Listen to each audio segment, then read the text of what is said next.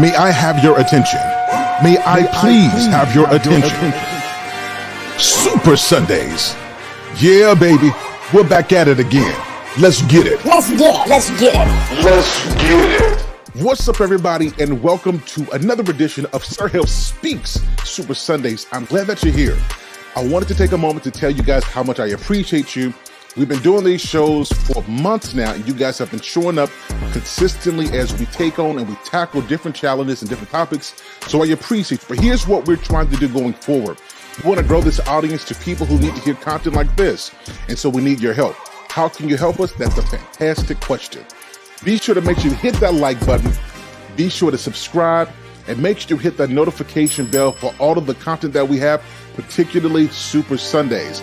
All right, guys, sit back, relax, enjoy. Make sure you invite somebody to SIR HALE'S Speaks Super Sundays. We're getting ready to go in. We're going to have a good time. Happy Sunday, everybody. Let's get to the show.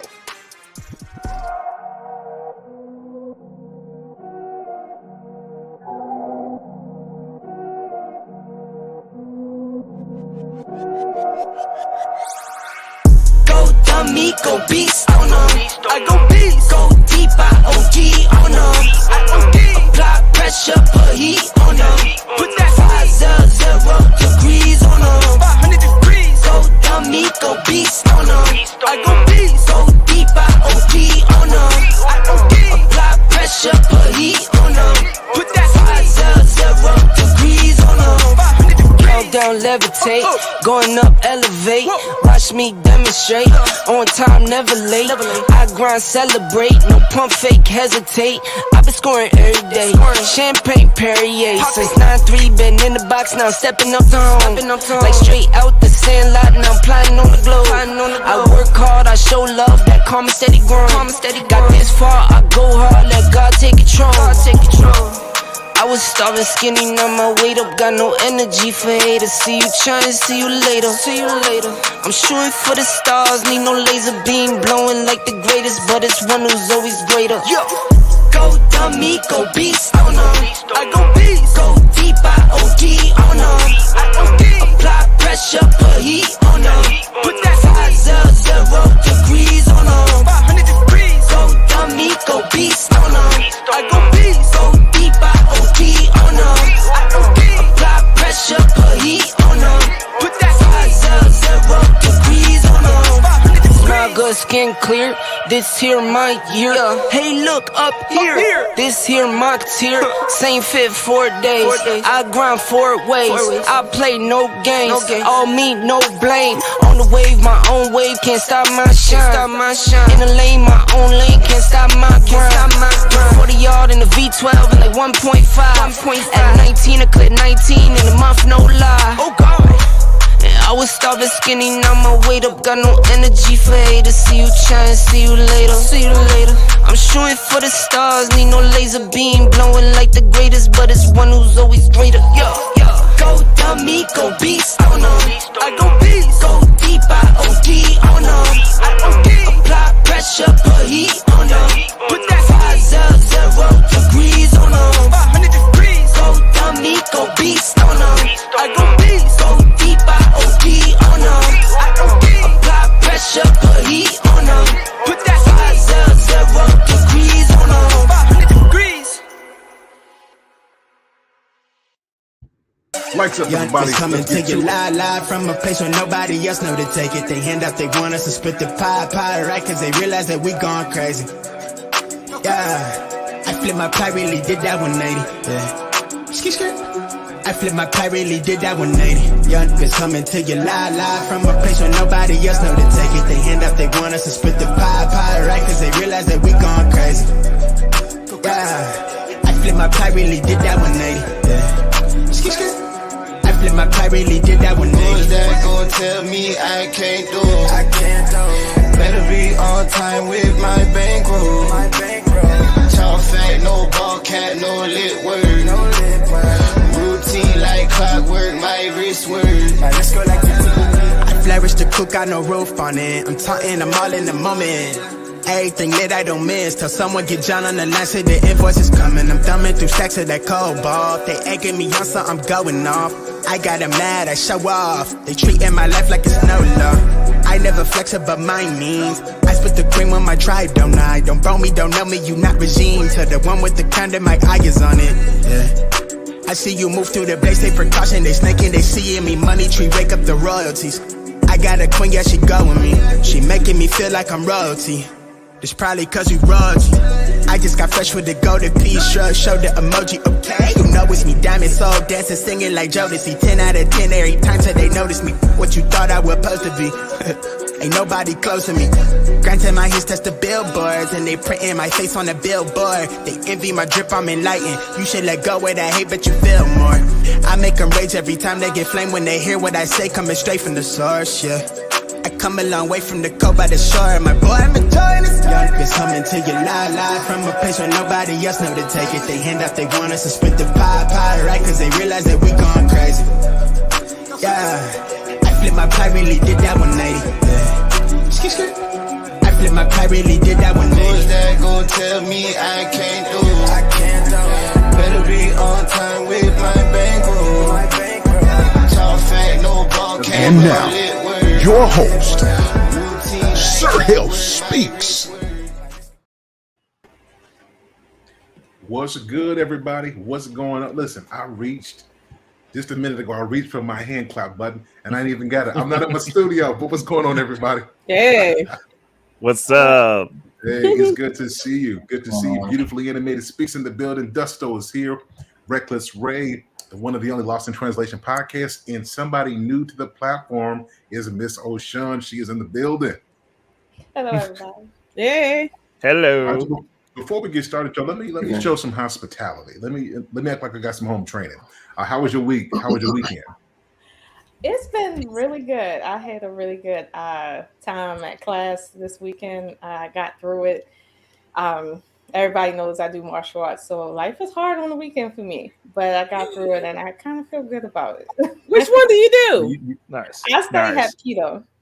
Nice. Okay. I did Taekwondo. Well, I did a little bit of everything. Hapkido, Jiu-Jitsu, and Taekwondo. Yeah. So 3. Yeah, Taekwondo. This just means the one we right got two women who ready to fight on the show tonight. So thank you, guys. Thank you, ladies, for letting us know early. I appreciate the modern women. Fellas, how are you guys doing? Doing all right now. Somebody move my square, please.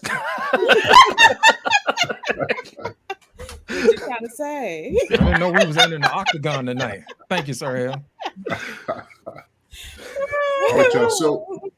So let me give us a little detail while I'm doing this show. So you guys seen all the talks been out. Dr. Umar, went on. I think the Daily Wrap-Up crew, big conversation about black men are failing, and I think there were some valid points. But I think we got to get into it, and I just want us to talk like tonight. So I don't intend for this to be the most scholastic conversation, but like I wanted us to talk like we sit around eating, and I don't know what y'all eat, but I'm up here in Chicago, we eating some pizza, you know what I'm saying, or we eating some rib tips or something like that, talking about.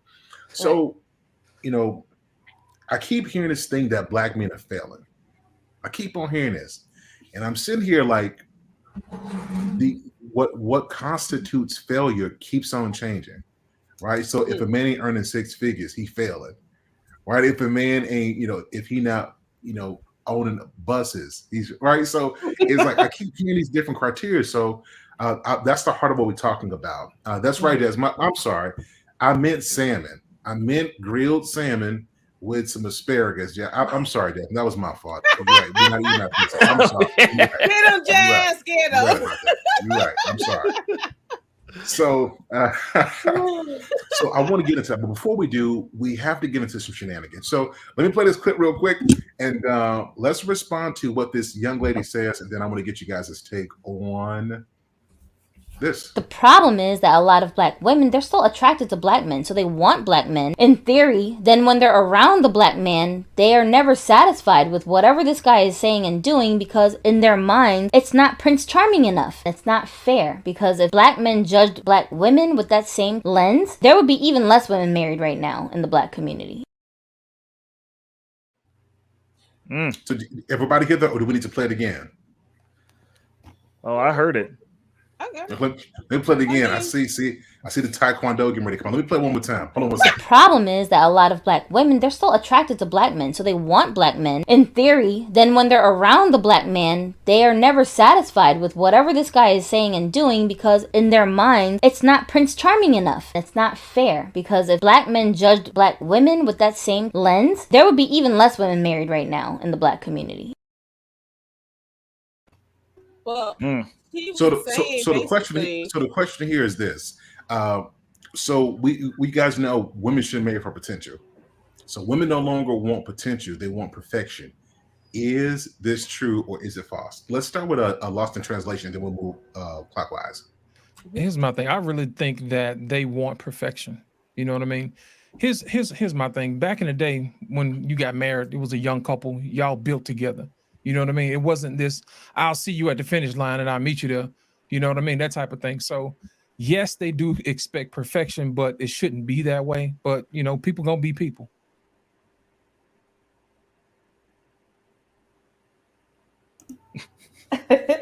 Well, I'll say this. I do not think women expect perfection. I haven't experienced that. Not perfection for what that word is defined as. However, I do think they are expecting.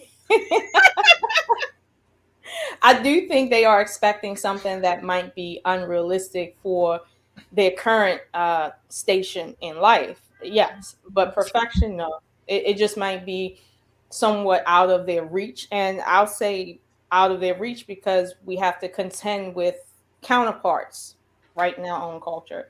So, yeah, like we see it, we see things that other people might be able to attain, and we're next door. So, question is, well, why can't we? But there's a reason why we might not be able to have certain things that other groups have.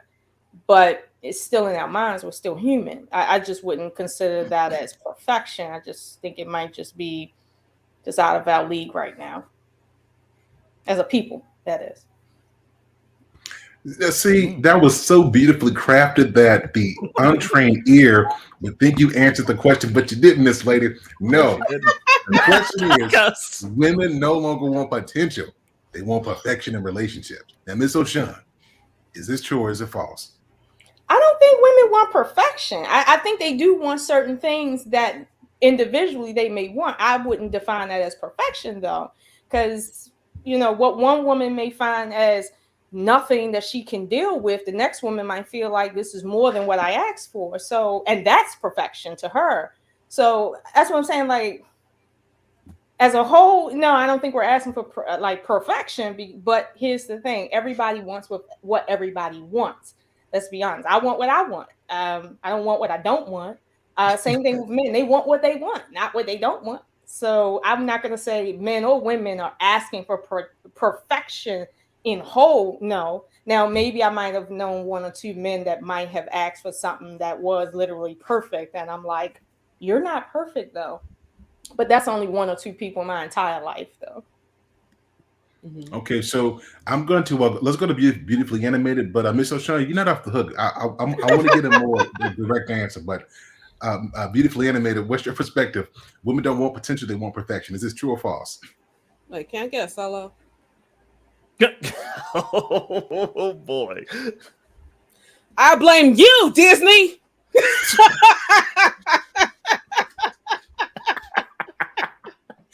It's all y'all fault. It's all your fault. Okay. Shots fired. We growing up with Prince Charming coming up, getting Snow White on his white horse, going to his castle, which is a mansion in real time. So, yeah. When you think about women as a whole, most of them want perfection, and they want it now. To me, because I can say the same thing that you said about women not wanting perfection per se, but wanting what they want or whatever.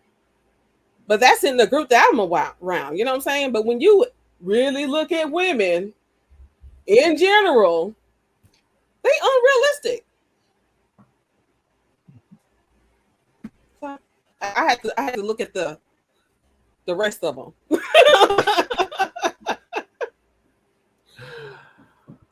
So your belief is that okay, there's a sense of perfection, and I think if we listen to what the lady was saying, is like they have this Prince Charming of the effect.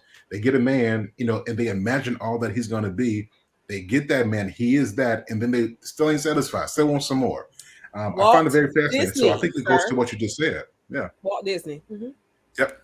All right, you heard it first. Reckless Ray, what do you think about this, man? Potential is not desirable. Perfection is. Is this true or false? Women are women.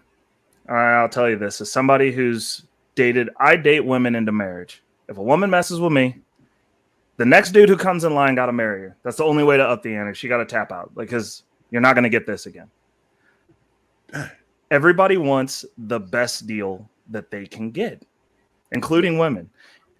The difference is, and this isn't Disney's fault, it's the internet's fault.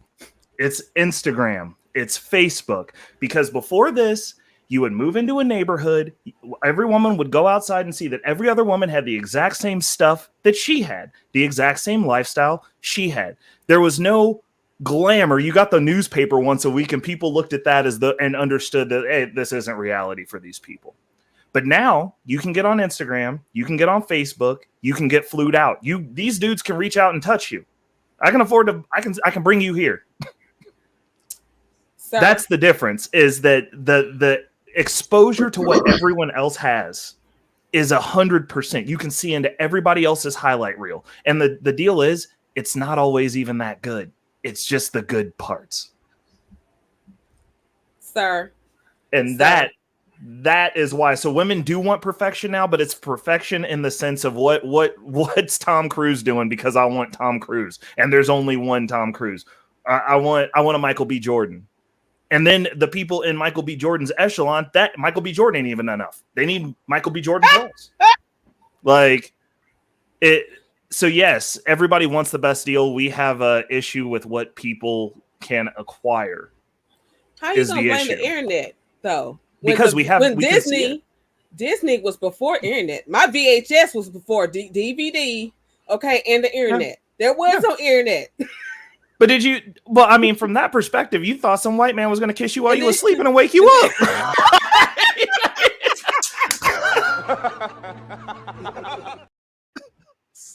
I mean, that's but for real though, like if you think about your parents, and most of our parents and most of our grandparents never saw a lifestyle that was beyond where they actually were unless they were pushing towards having something better than what they physically had. I drove across town and saw a nice house. I want one of those. It wasn't, I constantly get inundated with these chicks that are on boats doing God knows what to get on these boats, but they on the boat and I want to be on the boat too. That's where we're at. It's the Prince Charming concept. It's not hard to be nice. It really isn't. And as Dusto always says, communication skills are a thing. That'll get you a long way in and of itself. But when you get down to looking at what somebody has and then basing that comparison, which is how we are built as humans, the internet extrapolated that times 1,000 because you can see people that you would never have access to. And you can base your comparison on that versus looking out of your door across the street to see that, hey, that person across the street has exactly what I have and we in the same situation. People don't look across the street anymore. They look on the internet. I'll leave it there. That's a good point. Really good point. Dusto, what's your perspective, man? Women no longer want potential. They want perfection. True or false? I'm going to say false. The internet will tell you that. If you ask people to tell you stuff, they'll tell you whatever you want to hear or whatever sounds good because they don't want to show who they really are. Just like if you ask a man what type of woman you want, all 25, low body count and all this other stuff. Ask him to see his cell phone. You'll see the girls he's really talking to. It ain't different. These girls, he got to be 6'7", make $146,000 a week. Really? You have a child, don't you? Tell me about your baby daddy. Oh, he worked at Amazon, but he got fired for smoking. The actions aren't matching up. Actions speak louder than words. If this was true, there'd be women in suits lined up at the bank following rich men or at basketball games and basketball places, checking only for dudes 6'7" and up. But it's not true. Go to your nearest apartment complex in the city that you live in and see who's getting in and out of these cars and walking upstairs. 2-bedroom apartments, don't cost $5,000 a month. They're not rich. Some are one-bedroom apartments, but there's a man and a woman going up there, and he's staying over the weekend, or he may live there, which means these are average people, and they're staying there, and they have kids. If all this was true, we wouldn't have any problems with the school system because all of them would only be dating rich guys, and the schools would all be perfect. The hoods would be empty. There'd be no kids in there. All kids would be 6'7" because women are only dating guys 6'5" and up.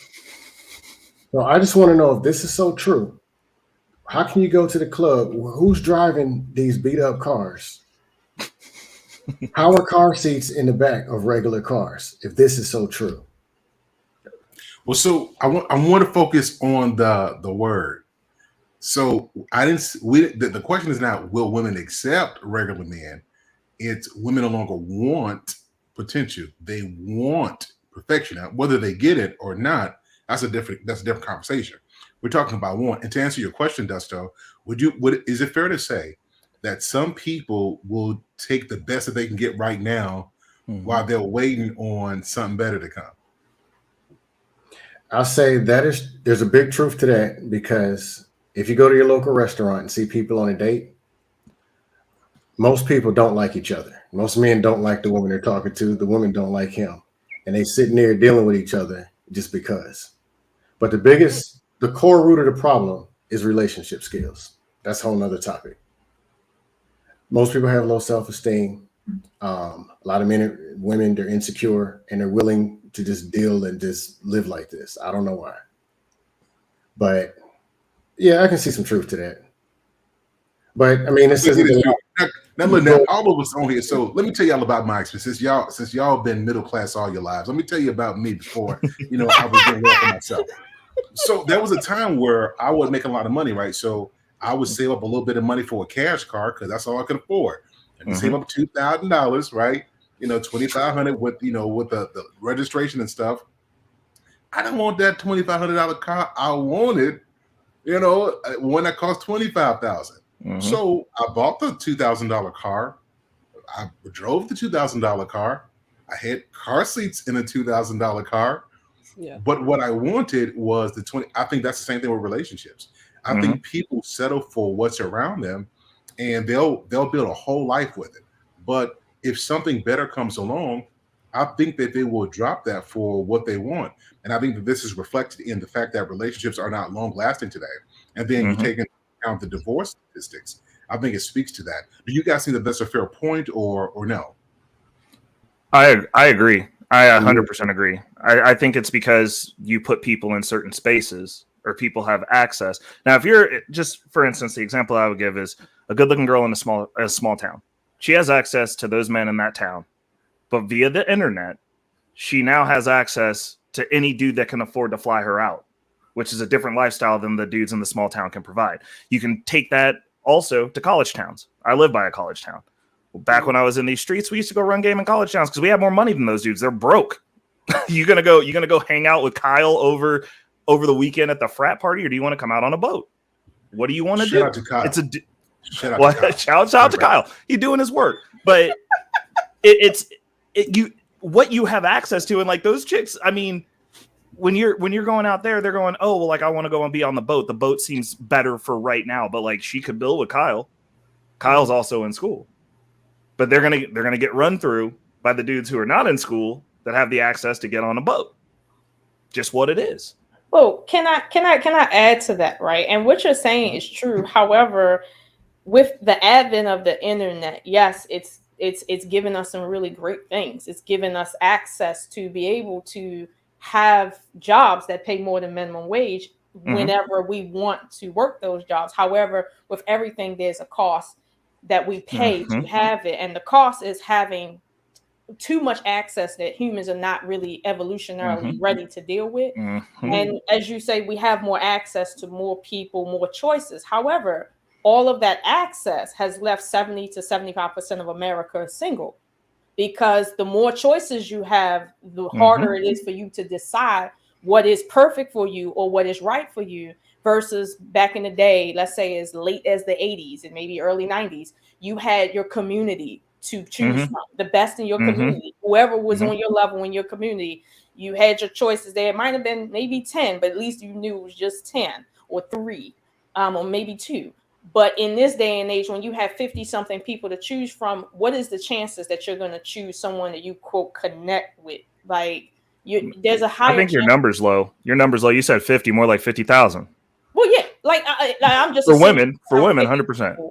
And I'm saying that having more choices doesn't equate to having a relationship, let alone a relationship that's fulfilling. And so, yes, it's given us more choices, but at the same time, it hasn't. It's actually taken away our choices. So, I agree with you. To be Show's point, I got to say this.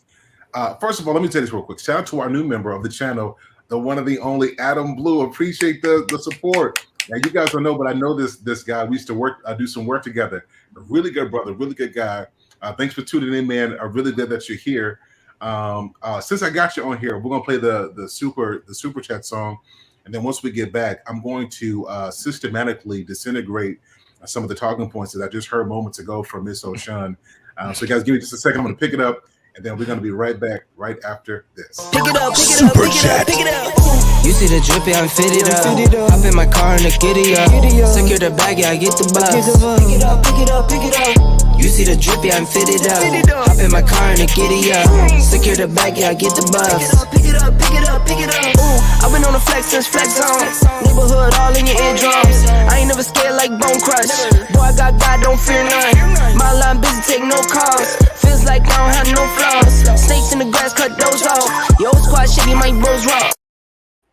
Now, so Mr. O'Shea, you bring up some good points, but I think one of the things that we don't drill down into is the numbers. So when we say that there's about 37%, 39% of Black people who are married, if you drill down, there's a little bit more than 500,000 more married men than there are women. So when we bring this up, it's important to really go into that. Why is it? We say men don't want marriage. We say men don't want families. We say men are leaving. Then how does this explain? And this is for everybody. How do we take that talking point and reconcile it with the fact that there are more married Black men than there are married Black women if the statement is men walk away and men don't want marriage? What you guys thought about that? Okay, let's suppose we just put aside for a second that men walk away, men cheat, men do the wrong thing, and let's suppose they do everything right in a marriage, right? That's all we're saying, right? Just in this scenario, right? When you look at the overall number of Black men that are available in the community for marriage, and then say, based on the amount of Black people that are available, then say, well, what do you think about the fact that there's 1.2 million that's more married than women? When you look at the entire number, you're like, hold on, a third of Black men are eligible, but they're in jail. Like, so that leaves 2/3. That's and then not true. No, not true. And the numbers could be slightly off, but the fact is, there's certain sectors of men that obviously some are old, some are too young, some are not available physically, but they're still here. Some are, but then there's other issues. And then you say, well, out of all the men that are eligible, that are open and single and ready to get married right now, let's look at those numbers. It start getting to a point where per number, it doesn't even make sense to talk about it. Like, if only 30% of people are getting married, that's not really a high number. And if we say, well, I don't know, 20% more men are getting married than women, yet we ain't dealing with more than 30% of nothing. Like, now what are we looking at? 15%? Like, I don't even know if those numbers. 30% of what people? Now, I'm just saying. Are we talking about Black people specifically? We can talk about Black people, or we can talk about people in general. I'm just saying, if we're only looking at 30%, period, of whatever. And then we're saying 15% of that, or 20% of that, or 1 million of the 30%. It's like, are we talking about numbers that we care about? Like, because I don't care about, honestly, numbers below 50%. Like, I'll be honest with you, my ability to pay attention at 15% and 7% and 3%, it gets kind of short. So we'll sit here and have these conversations about the Black community being at the bottom, and we want to compare ourselves to other communities, specifically the white community, which is 2 rungs above us at the bottom also. but we're not looking at the common denominator amongst the people that are making the decisions that run this planet, that run our systems, the people that have power. What are they? They're married. So at that point, you can't complain about anything else. Period. I don't want to hear about black people is downtrodden. There's a reason for that. It's called being a loser, being at the bottom, not actually striving to have power. But if we're going to just immediately retcon those numbers, then I don't want to hear anything about the state of the lack of the black community, because it is dead. It does not exist, in my opinion. Well, that's why I said I don't want to use, certain factors that might fit into what you just said. But the people are all married. If the winners are married, then why are we focusing on what the losers are doing? That's my question. That's a good point. But I think the reason why we focus on the lower high. Hold on. A reckless Ray, say that again. If the winners, America, I need you guys to hear this. If the winners are married, then why are we focused on what the losers are doing? Well, they're not winners because they're married. Let's just tell the truth and shame the devil. It's a huge part of wealth. They're not winners in this country, of power in this country. That was a bar. No, I'm not. And one thing y'all know I don't do. I don't let certain groups get away with being the best for no reason. They have to earn that. They are not sitting on top of the world because they were married. They're sitting on the top of the world because they didn't have any humaneness for a long time, and they went throughout the world killing people, whereas our people had a little bit of humaneness and tried to help them. No, disagree. Okay. Like you think they've stopped because they were married? You think they got America the way it is because they were married? No, it's because they were ruthless. So let's 100%, but power is ruthless. But that power had nothing to do with their women, though. It had nothing to do let's pivot with just a marriage. bit. Let's pivot just a bit, because the truth is, it was up until the 1960s, if I'm not mistaken, we were the most married. And that's what I'm saying. Their marriage rates didn't make no sense. No. But let him finish. What I don't want to do is make it a conversation between black marriage and white marriage. I want to focus straight on black marriage. Like at what point we were thriving, and if we can't say that marriage was thriving, they weren't. But one of the but one of the truths is that a lot of people who were winning saw the value of marriage. And there's evidence everywhere to validate the fact that in marriage, this is where you see wealth and generational wealth, and like you see the building of community and enterprise through marriage. I mean, this is proven. So I kind of agree with the idea that Reckless Ray proposes. All right. So do you guys see that? Well, I just wanted to add one piece of context that you left out, Sir Hale, is that during that time period when we were the most married, even though apparently Dusto believes that we weren't thriving, this government did not have to commit 16 Black Wall Streets. There were 16 settlements that we had built ourselves that were better than the cities that we were run out of across this nation. That's true. They did not have to go do that if there wasn't some people who were piecing together some of the machinations of how to develop and establish power in this country, or how to establish power in any country, period. The comment, but they were also married. The people who are running things now, I'm around very wealthy people regularly, my guy. All of them are married. The only ones that aren't married are the ones that got divorced, but they got rich during the marriage. It's a common denominator. Like it's borderline indisputable. I don't know any lone wolf millionaires outside of the you people that are sitting here on YouTube that apparently everybody makes six figures by themselves and has no employees or any type of business that's on record besides myself. All right, cool. But in the real world, people are married that are rich. Just throwing it out there. All right, going back to what I said earlier, 2 words is relationship skills. Mm-hmm. But when you talk about anything with black, somehow it always gets to money. What's money got to do with marriage? Always about the money. That's one of the problems right there. Oh, big money, big money. How about a man and a woman being together? And everybody ain't rich. Mm-hmm. All right, Greek and they're not all rich. They're just not. Yep. Indian, they're not. But it always comes to this fictional Wall Streets and 15-story skyscrapers. And they ain't got nothing to do with no marriage. I'm saying in the 50s and 60s, it was survival mode. You ain't had no choice. Mm-hmm. They was getting married. There was don't look left, don't look right, or you're going to get beat. That's how it was. The culture and what they were really teaching, Bible thumping, get married, and when you turn 18, you can't come back here. Then shaming and all this other stuff.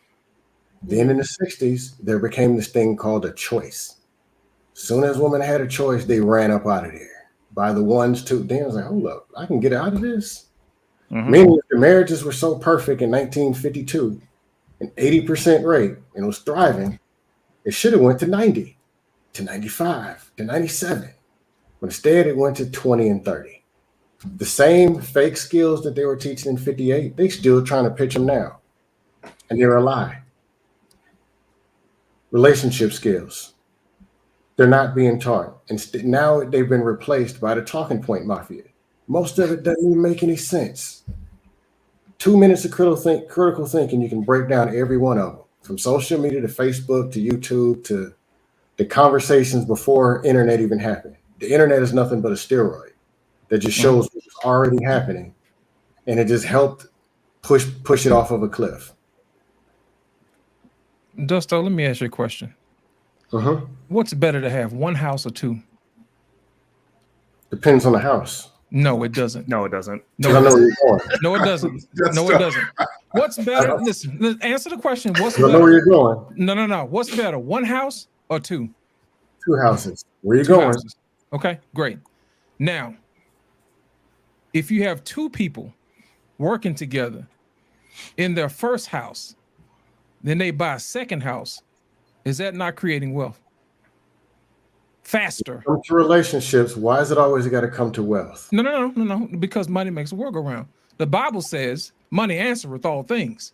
And that's what people don't realize. Only a thriving relationship. Do you get up and go to work for free? Relationship skills. Do you get up and go to work for free? Relationship skills. Do you get up and go to work for free? Relationship skills. Do you go to work and get to work for free? Y'all are proving my point. Did you hear what I said? He's knocking over the jaw. Come on, man. They're proving my point. Do you work for free? I think it's okay. No Can you eat for free? Beat them with the briefcase. Can you eat for free? Okay. Wait. No, you cannot. Hold on. Now, here's the thing. What I'm going to say about that. If you got two people working together, that's one house, one light bill, possibly two cars. You got two kids. You're supposed to have some money left over to invest with. You take that money, then you invest and you keep going. Now you split up the couple. You got two houses, one over here, one over there. Who's saving? You see what I'm saying? That's where the black wealth goes. It's separated. So when we sit up here and we talk about, oh yeah, this, that, and it wasn't that good in the 60s and 70s and all this other stuff, we were together. And it showed. And I can tell you this from somebody who's lived back that way, because I'm probably the oldest dude on the panel. I've seen it happen. I've seen more businesses close up by the time I was 7 years old to I'm 50 now. I've seen it happen. So for somebody to sit up and say it didn't happen and I was there to see it, kind of don't hold weight. Now my thing is this: if we no, it doesn't hold weight. It doesn't hold weight. It does not hold weight. Because listen, we had more brick and mortar stores. We had more banks back then because people worked together. They worked together. It had nothing to do with GDP. GDP. Here's the thing about GDP. Let's go back. Let's talk about GDP. Our economy has shifted from a mechanical, industrial complex economy to more of a service base. Most of that stuff got shipped overseas. Right. Even some of our call center jobs have been shipped overseas. So people have had to shift. They have to learn how to do other things. So in between that, people have to figure out how to make the bills the best way they can. So people look for excuses to break up and say, I don't want to feed you no more. You know what I mean? Or we having money fights. We can't quite make it no more. So they break up. That's just real talk. Well, you don't make enough money. You don't provide. You don't do this. You don't do that. And people break up. That's how it works. Well, wait, but to your question that you asked him, I can ask you the same thing. Is it easier to provide for one person or 5 people on one income? Which one? It's easier for 2. No. Is it when 2 easier people do for it? Now, one listen, income you're right. on 5 people or one income on one person? They're proving my point. No, because you're saying, but wait a minute, you're saying too. Meanwhile, back in the 50s, the time you're talking about, women did not equally come to the table working. So you're comparing a time period to now that just don't equate. And I'm gonna be honest with you. Wait, whoa. With people working and you have children, have you noticed the daycare costs from now to 1950? Like how much that costs is? more. Everything costs I mean, more. you could say that. Listen, the average income in the 70s was $11,000. No, I'm not knocking that. I'm just saying, have you noticed the change between how, like, if you're two people working and you have kids, the amount you pay for daycare back then versus now? Have you noticed that difference? Besides daycare, everything's expensive. It's called inflation. Right. So back then, you're saying listen. Let me tell you. Before we got took off the gold standard, inflation was average 2%. Thank you. That's what 2%. It's not even that. It's the thing that you're skipping over is it's not that stuff is more expensive. Your dollars are worthless. Let's call it what it is. Like the more we talk in these terminologies and use false terminologies that they've given us because we're getting all of our wealth extracted while we're sitting here arguing about whether men and women should be together. Yes, correct. Two people pretty much, if you're average, you need to be, I mean, technically speaking, if you're average, you should be married because of what's happening economically. Correct. You are going to be destitute. You are going to be a slave indefinitely if you can't figure out how to put two and two together. But that's his point. If you get married just because you need to eat and you need clothing, that's going to equate to a divorce. Y'all are shacking up because you need to eat and need a roof over your head. And you can't afford rent because it's $1,700 on average across the nation. That's one less mortgage. But listen to what I'm saying, though. You're hearing what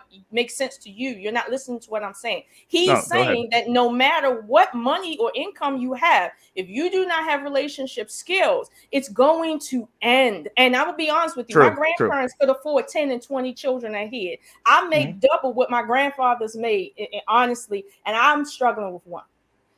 Right. Let's not act like things are the same. At the end of the day, my grandparents' relationship was all over the place. I'm gonna be honest with you, it was all over the place. Why my grandmother married my grandfather, why my grandfather married her, and I'm talking about on both sides, and then having all these children, and on both sides divorced. And they were married in the 30s and the 40s. So it's like, I mean, I'm gonna be honest with you, relationship skills sucked back then, and they suck now.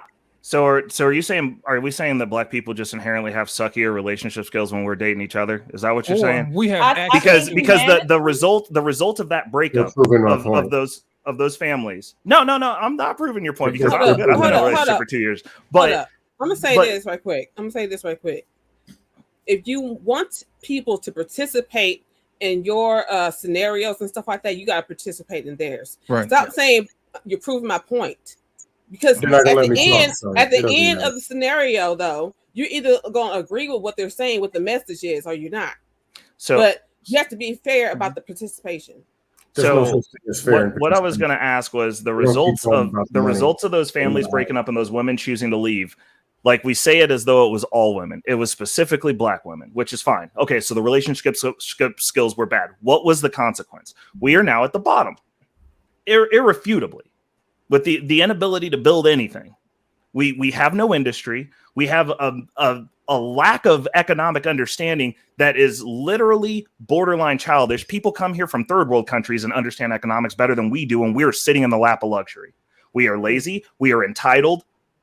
We think that we can just go and do whatever we want. And the thing that's really bad is, as much as we have this back and forth conversation, this whole time you guys are talking about, oh, there's this small percentage. You know who's taking the top of that small percentage? Every other culture's women. Correct. Like, congratulations. So, like, Reckless. Hold on. So let me ask this question to you guys on this point. Let me put this out here. So we're saying that relationship skills sucked back then. If that's the case, then why was there a greater emphasis on family, on community development, on togetherness? If let's say the skills itself sucked, why were there more tighter knit back then? Because they were all they had back then. Sir Hill, here's a better question. They were all they had back then. But though, the biblical "to death do us part," they lived by that. I mean, trust me. Some of my grandparents are crazy and stuff like that, but they stayed, together. They stayed married together, even if they drifted apart. They still stayed married and took care of the family. because it's to death do they part, and they were serious about it. Taking care of children doesn't mean you're in a fruitful relationship. And honestly, children can pick up on that. If we want to know how successful your relationship is, we look at the children. And if we honestly look at the product of the children from the 30s and the 40s, we are not those relationships do not prove to be anything we need to model ourselves after. I'm saying that's why they stayed married. They stayed married to take care of children, and that's why they have the 70s. Like, what happened? Let me ask you this question. People love to say that Black people don't know how to communicate and they don't have relationship skills. Let me ask you this question. What schools did white people go to that they taught them those relationship skills? What were they taught that we weren't taught, even if we were in the same schools? Let me know. Right? They're not operating on the same echelon that we operating on. How so? We got access to the same because they're not driving steadfast to destruction. It's a whole different game, bro. Lost in translation. It's a different game when we're destroying ourselves. Like, you're not getting the point here. We got access to the same information. We got access to the same internet as everybody else. What is different about us that we have a problem? Okay, there's a lot different about us, which is the reason why the feminist movement included us when it needed us. So, except for them white ladies didn't leave their husbands. They just got you to do it, and you don't even know you got okie doked. Hold on, so hold on, guys. So to Lost in Translation's question, I do want to focus on that. Like, let's give one thing. So whenever we ask a question, what was different, we give these big general statements, and we were like, it's all of these things. Just one thing. List just one thing. You might asking that question again, Lost in Translation? My question is, we're always saying that Black folks don't have relationship skills. Okay. I want to know, where did everybody else get their relationship skills from? And why is our information different? Even though we went to the same schools, why are our results different? Okay. I'll be honest with you. The relationships I've seen with non-Black people are not based, I'll be honest with you, I'm not trying to disparage any group of people, but their relationships historically have never been based on love.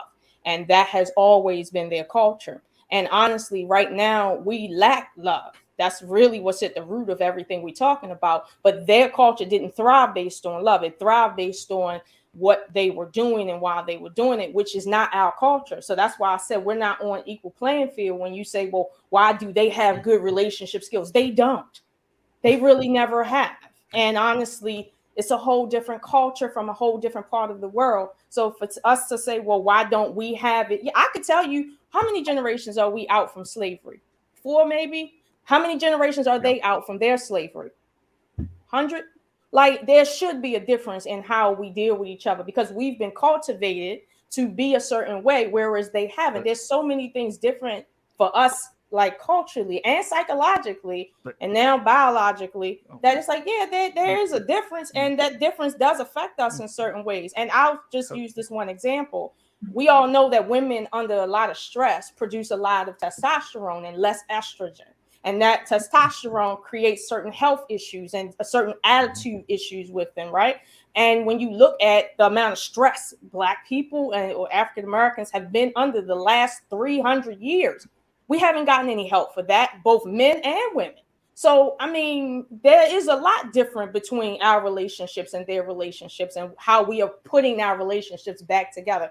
I would even say that this point in history is considered Reconstruction. Just like right after slavery, there was Reconstruction because of all that had never came together. Now we're piecing back all that fell apart since then. So yeah, like, we have a lot of other things going on with our culture and our relationships that don't equate to them and theirs. And there's nothing wrong with that. But let's be clear, we have issues that they don't have, and we're trying to address it, like, based on who we are. So let me get in this. We're gonna move on really quickly. Yeah, this is really good. First of all, if you guys are just tuning in, hit the like button and you guys show some love. And if you guys are not subscribed to the channel.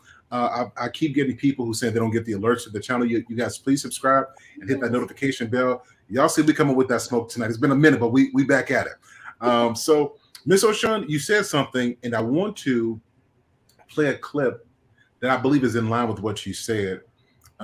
Let's play something from our dear sister Scheherazade Ali, and let's see what she has to say. We are not strong. We don't have to put our man down in order to be strong.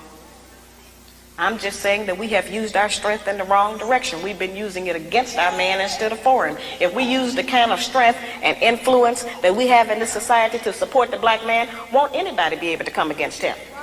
But every man is judged by his woman, and if his woman say he ain't nothing, then the whole world believes he ain't nothing.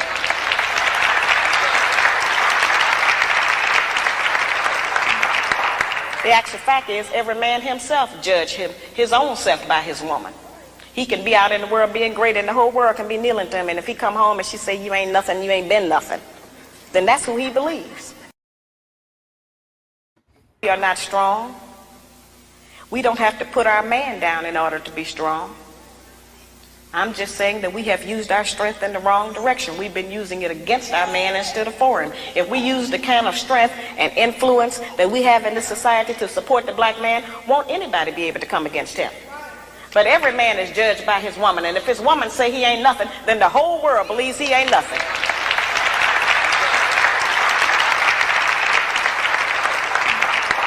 The actual fact is, every man himself judge his own self by his woman. He can be out in the world being great, and the whole world can be kneeling to him, and if he come home and she say, you ain't nothing, you ain't been nothing, then that's who he believes. Okay, so we got to get into a real question. Shout out to 5100 CJ Salute with the $5 super chat. Appreciate you, man. Thank you so much for the love and the support. Really appreciate you. Everybody, be sure to follow 5100 Podcast. Dope brothers, great content. Love those guys. Respect to you, man. We got to get into a real question. So we can go on and say our culture lacks love. We lack relationship skills. But the elephant in the room is, do we lack the support and respect of our women? Is that one of the significant impacts that we see that's undermining us as a community, is the loss or the lack of respect from our women, that our women have for black men? Let's start with Dusto, and then we'll move counterclockwise. If that's what they want to believe. But I mean, the last 10 minutes you just heard, there's relationships, and they talking about money. So if there's a woman coming home to that, hey, I have a problem. Big money. She shouldn't be supporting you. She's probably walk out the front door, bash you. And I mean, I'm just saying, you know what? I'm sorry, it's him. Stop laughing, man. Here, I don't even know no more. But if you want to blame women for everything, that's cool. No. So guys, let's get out of the mindset of when we bring up something we're blaming. We're just talking because I care. But Dusto, you frustrated with these answers, man. But I love you like my brother. So let me rephrase it. So I'm positioning it this way because I think we got to examine this. And the truth is, men now have to be so much just to get in the door. You know what I mean? Like, we don't inherently have the respect of black women. And when I say this, I don't mean like every woman. But if a man don't go out and he ain't working 2 and 3 jobs, paying every bill, if he not doing, like, him as a man, that's not enough to warrant respect. And I think we got to ask the real question. It's part of the issues we have in our community. Is it the loss or the lack of respect that black women have for black men? Do you see that as a problem? I see it as maybe 5% of the problem. Okay. All right. I think number one, most people have low self-esteem, starting with the men. If they have low self-esteem and they're supposed to be the leaders, what are they going to lead and how they're going to lead? What are they going to attract? A wigosaur. What's she going to come home to? Yakking and quacking. You're talking about a whole population full of people who don't like each other. What's that going to look like if you try to put them together? It's going to look like what it looks like right now. And there's no direction. There's no guidance. Then they come when they look for answers. One of their friends says, hey, man, knock them down and Uber them to the streets. Another friend says, stay with that woman because of God. Another one says, I don't know.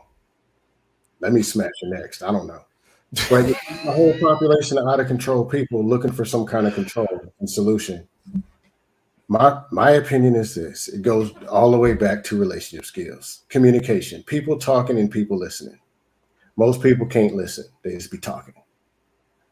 Most people who be talking, they don't even hear what they saying. It just be dust. Most people don't understand the common structure of love, of discipline, of structure, of any form of anything. And you're trying to put them together. It was garbage in the 50s and 60s, but it was covered up. They had to stay together. You couldn't just walk out the house and never come back. You would end up in a ditch. Then when they got the choice, they walked out and they did whatever. Now we got out of control people. I'll just leave it at that. Okay. That's what's up. One more thing. Sure. I feel like Allen Iverson when he was talking about, man, we talking about practice, man. Talking about practice. We talking about relationship skills, and we keep talking about some money that people don't even have. That's one of the problems. The men and the women. All this money that they're never going to get. That's all I got. Okay, we're going to circle back to that. Because I think there's a place to talk about finances. I think there's a place. But I think I understand what you're saying is that we have these lists of priorities, and even those priorities have to be prioritized, and we've got money in a place it shouldn't be in. I think that's what I'm getting from you, and we'll circle back to that. But before we do this, I want to bring in another great friend of mine, the one of the only Jasmine Says It All is in the building, and she's ready to share her perspective as well. What's going on? What's up, Jazz? Y'all can hear me? Yes. We get you good. Okay, I'm on my phone. That's why I'm just making sure y'all can hear me. Okay, good. All right, good. So we had Reckless for. Let's get to you, and then Jasmine, I'll circle back to you last. So I mean, I'm just gonna call this what it is. The rest of the planet is pretty well developed, except for the places that we blew up that were previously developed, except for the places that we hail from, and they're focused on being happy and having fun and playing games and focusing on how they feel, and they don't have buildings over 3 stories high. So if we're going to talk about asserting ourselves and establishing power in this country, let's have an honest conversation about what's necessary to do that. Let's be genuine in your statements in regards to that, because if you guys are up here talking, looking to help people who look like you, I'm not going to say community, but people who look like us are watching this, all different shades of chocolate up here. It's great. Be honest in what's needed to fix this community. We see men regularly go through years of abuse from women, and they stick it out. Men stick around for a bunch of stuff. If men left when we just weren't happy, there would be no marriages, because 90% of what we do is miserable and grueling. And this 2-income household, and I'm coming equally to the table, I'm 100% fine with that. But the reality of it is, the cost of that is something that we were already indoctrinated and built for. Stress builds us. It makes us stronger. It destroys y'all because we're different. There's 2 different things. Women are better at so many more things than men, but y'all want to dial in on the 2 things that men are good at. And y'all want to fight viciously to be good at those things. Like, cool. I mean, we have to be honest about this. Otherwise, our position will just be more married and more happy and slaves still. Do you want to go back to slavery? Because that's what's coming. There's a whole bunch of people around that are walking around this planet right now that are completely worthless, that are about to lose their jobs, that aren't useful. And we comprise a lot of them. It's going to be an issue. And that's not to scare people into getting married. I don't think you should do anything you don't want to do, but understand the consequences, and don't sit there and go down one road and then talk about what the person who went down the other road is doing. Because I don't ever sit around and talk to any of the people in my group. We don't sit around and talk about what poor people or losers are doing, ever. We don't care about y'all. So when it comes to the women, there are plenty of wealthy men who have women that support them in their plan, that do have healthy, loving marriages. Stop acting like just because somebody's got some money that you guys will sit there and pick and prod and poke at the people that are winning, that are living the example that you should be modeling yourself after if you want to win as well. and be like, oh, it's just about money. Like there's married people who love each other. There's also married people who are in terrible relationships. But you know what? I would posit that the people who have more opportunity that are rich in a terrible relationship are still better off than the people who are abjectly in poverty living with each other because they can't afford to keep a roof over their head. Now, to the topic, a woman, I think 100%, the woman that you choose makes or breaks you. That's the most important decision you make as a man, because that person's with you every day. And there are women out there who want to do battle with you when you get home to feel like they did something. Those women should be out. Those women should be out in the streets where they belong. Those women are not conducive to building anything. They are chaotic. They are cancerous. And all they seek is destruction. They are miserable. They want everyone in their peer view and around them to be equally miserable, including you while you're in the house with her. So those women got to go. But like if you're actually vetting beyond who let you touch some skins, then yeah, a woman brings a whole wealth of value because they're so much better at so many more things than we are. You just don't want to get the one that wants to do your job too. like you just got to find the one. It's supposed to be a counterpart. And like for a strong woman, it's the same thing. You're just not going to get the alpha macho manly man dude. You're going to get a more passive dude. That works. There has to be a counterbalance though. You can't have two pit bulls in the house with each other. Like it don't work like that. But yeah, I think a woman has so much more value than a man. That's the reason we protect them. There's a survivor of the species for a reason, or we're supposed to. I'm just saying, like when war breaks out, women ain't on the front lines for a reason. It's not because, well, they're not as effective at war. We've been doing it longer. Fine. But also we kind of need y'all to make more of us. So you're more important. You guys have way more value. Your skill sets in your realm far outweigh the two things we're good at. We are dumb and disposable. Now, if y'all want to be dumb and disposable, I disagree, Ray. No, I understand what you're saying. Hey, bro, every war, who's the fodder, man? We are meat. We are bullet bags. That's what they call us. Right. It's the men. We protect them so that they can get away. Hopefully, that's just what it's. You didn't hear the second part, Ray. I said what? Men and ugly women. So it's and women facts. Too, facts. Yeah, it's true. If you're an ugly woman, you basically a dude. I'm sorry. That is so mean because it'll be a lot of men. It'll be a lot of men out here talking about, like you said, if you're an ugly woman, you basically a dude. It's a lot of dudes that's be out here faking the funk, and they be with some of these booger bears behind closed doors, but they're not gonna come in public and be like, "Oh, I'm dealing with a monster." Nah, you deal with monsters at 3 a.m. when your night went bad. That's different than what you actually will take out in public. She can have a really beautiful soul. She can be so beautiful on the inside, and you just talking about she out there fighting a war. She can't help it the way she look.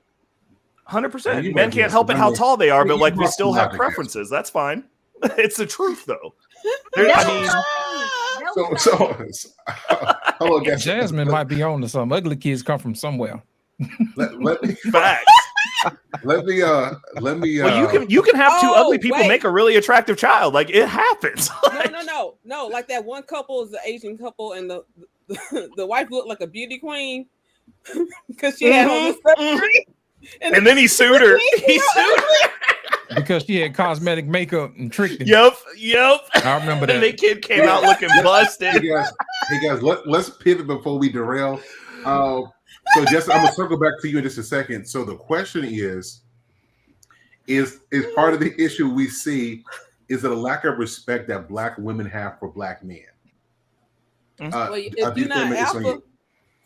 you're not alpha, you're a bitch, right? That's what we hear from these women.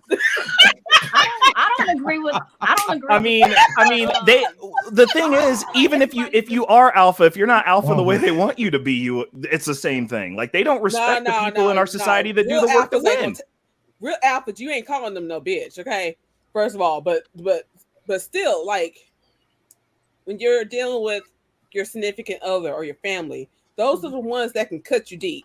You know what I'm saying? Mm-hmm. So hell yeah, if a man has this toxic, poisonous, venomous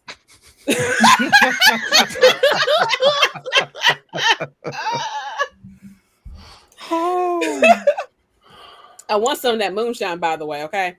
Oh my goodness! It is water. It's my second 32 ounces. I got to round it out tonight. That's some juicy fruit. That's juicy fruit. All right.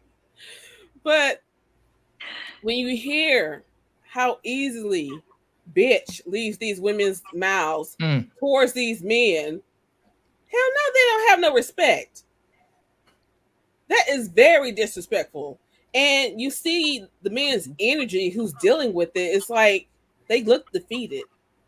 But you know what? How are they going to thrive and give you their best if you're poisoning them verbally?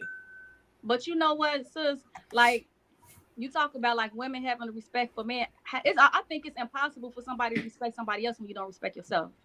Mm-hmm. You can't respect somebody if you don't respect yourself. No, true. So if you walk in I've always been a big proponent. Like, I don't like the bitch word at all.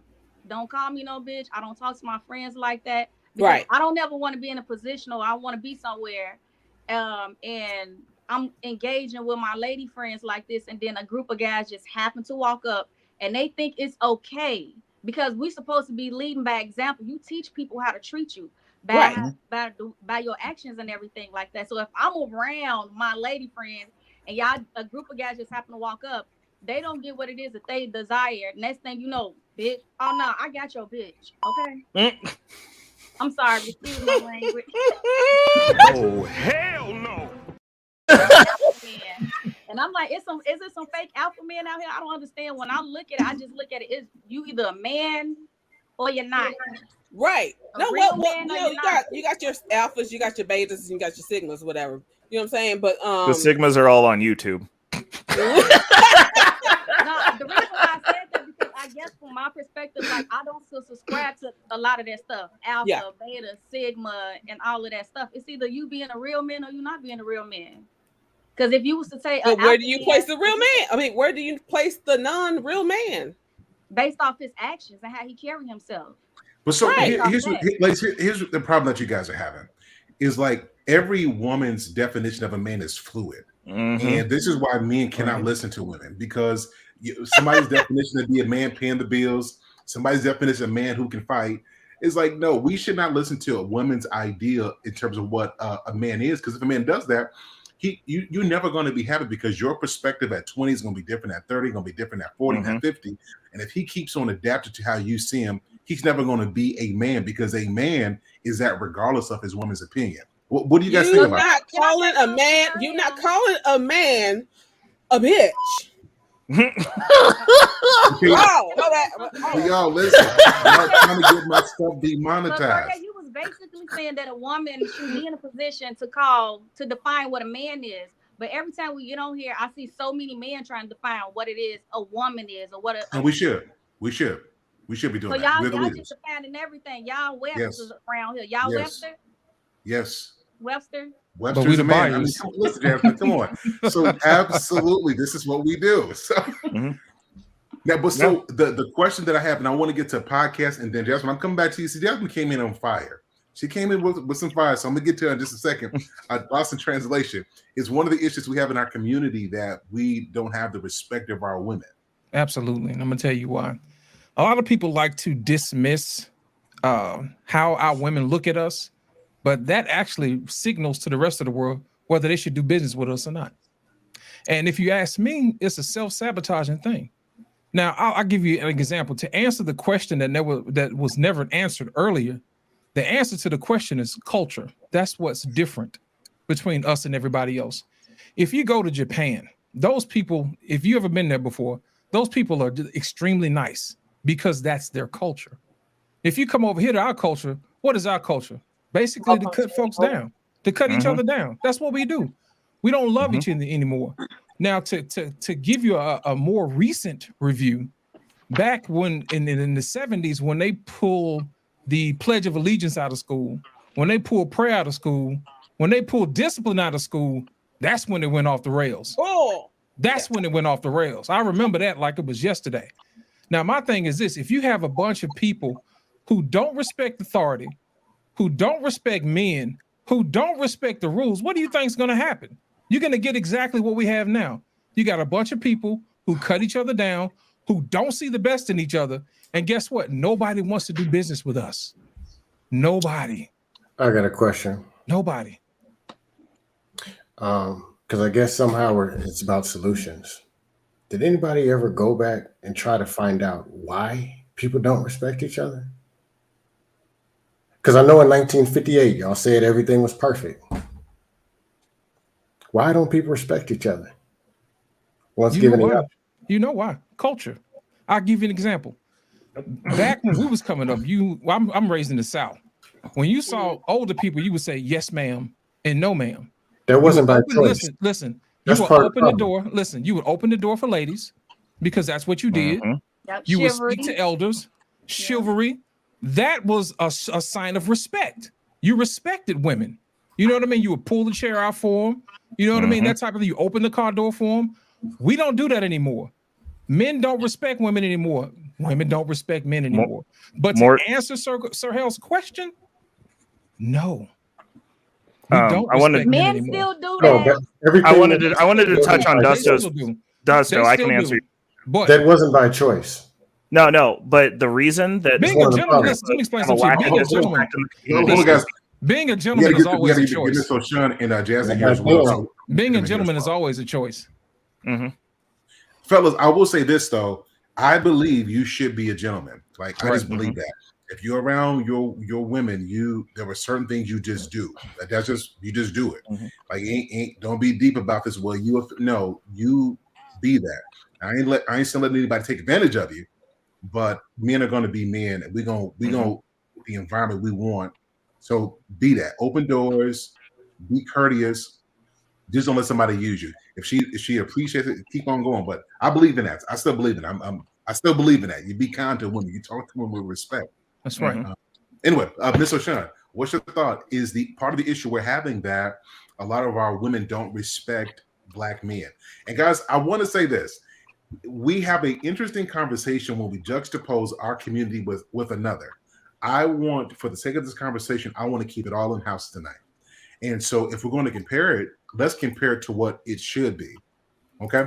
Okay, Ms. O'Shawn, do our Black women is part of the issue we see in our community due to a lack of respect that our Black women have for Black men? Okay, I'm going to say this. It is in part an issue, but when I say an issue, I mean as in, for instance, in your house, you hear dripping. That's an issue.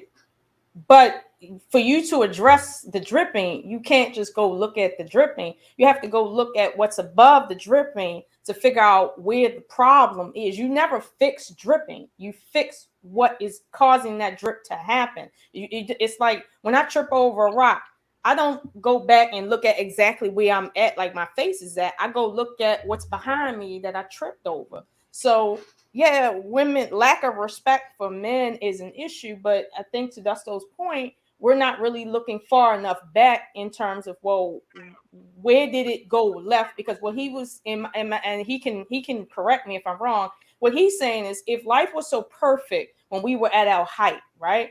What caused people to hate that and want to do just something different? Where did that go wrong if it was so right, right?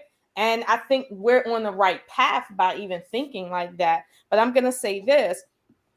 For the women that may call men out their names, and you guys spoke to that, right? And this is just my opinion. For every woman that doesn't respect a man, I can show you a little girl that doesn't have the love of her father and her uncles and her grandfather too. People miss grandparents in that when children don't have grandparents, how that psychologically is missing in their brains, and each family member plays a part in your brain, like children born as single children versus in a group. They learn different because they're single versus when they have to learn as a group. There's certain skills they learn that's just different. That's innate to us as human beings. So yeah, there's a lack of respect there. But when you look at, well, what women would respect, and you know what that is, well, now we're outside of the conversation of women. Now we're into, well, men need to have a certain authority for them to be self-respecting, to enforce respect out of somebody else. Our men have been through what no other group has ever been through in the history of humanity. And we're still healing from that as we speak. like literally. So it's like, well, if black men, for instance, can't own land, they can't be they can't operate at the same level as their peers simply because of either their skin color, their culture, where they live at, whatever the case may be, that's affecting them internally, and that has its trickle down effect inside of how they deal with other people. Do you think there was a lot of domestic violence when men were slaves, but they could get married to a degree, and their wives were free reign for their master to come and, do some sexual assault whenever they wanted? Do you think that affected black men internally, that they're married, but their wife is up for anything this man want at any given moment of the day or night? How did that affect our fathers and our grandfathers? And where is that in our culture? Because we know where other things are at from that time period, and that is still in our blood, still running hot. I mean, let's just call a spade a spade. So when you have men that are not operating at their highest height within the realm of men, of course, women are going to look at that and feel naturally like, well, as a whole, not individually, but as a whole, well, I can't respect failure. I can't respect no protection. I can't respect not being able to basically just live without feeling like, well, I'm always in competition and I'm a failure as a result. So respect is not garnered through that right there, and rightfully so. But individually, right, there is a difference individually, and I don't want to harp on us as a whole versus how we deal with each other individually, because that's very much different. But if we want to say, do we have an issue with lack of respect? Sure. Like boys that don't respect women, right? That's an issue. But are we really talking about the boys that don't respect, or are we talking about something else that's causing that? And I wanted to speak to you, for instance, going back to the calling your man out his name or cuss word. Mm-hmm.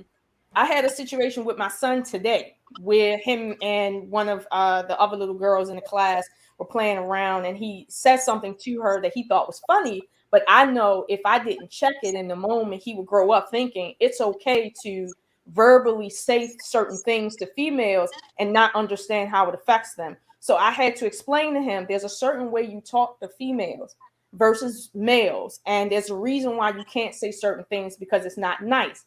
Now, you might think it's funny, but this will land you in an argument if you were an adult, okay? And so he had to kind of understand what was wrong with what he did, because they're kids, right?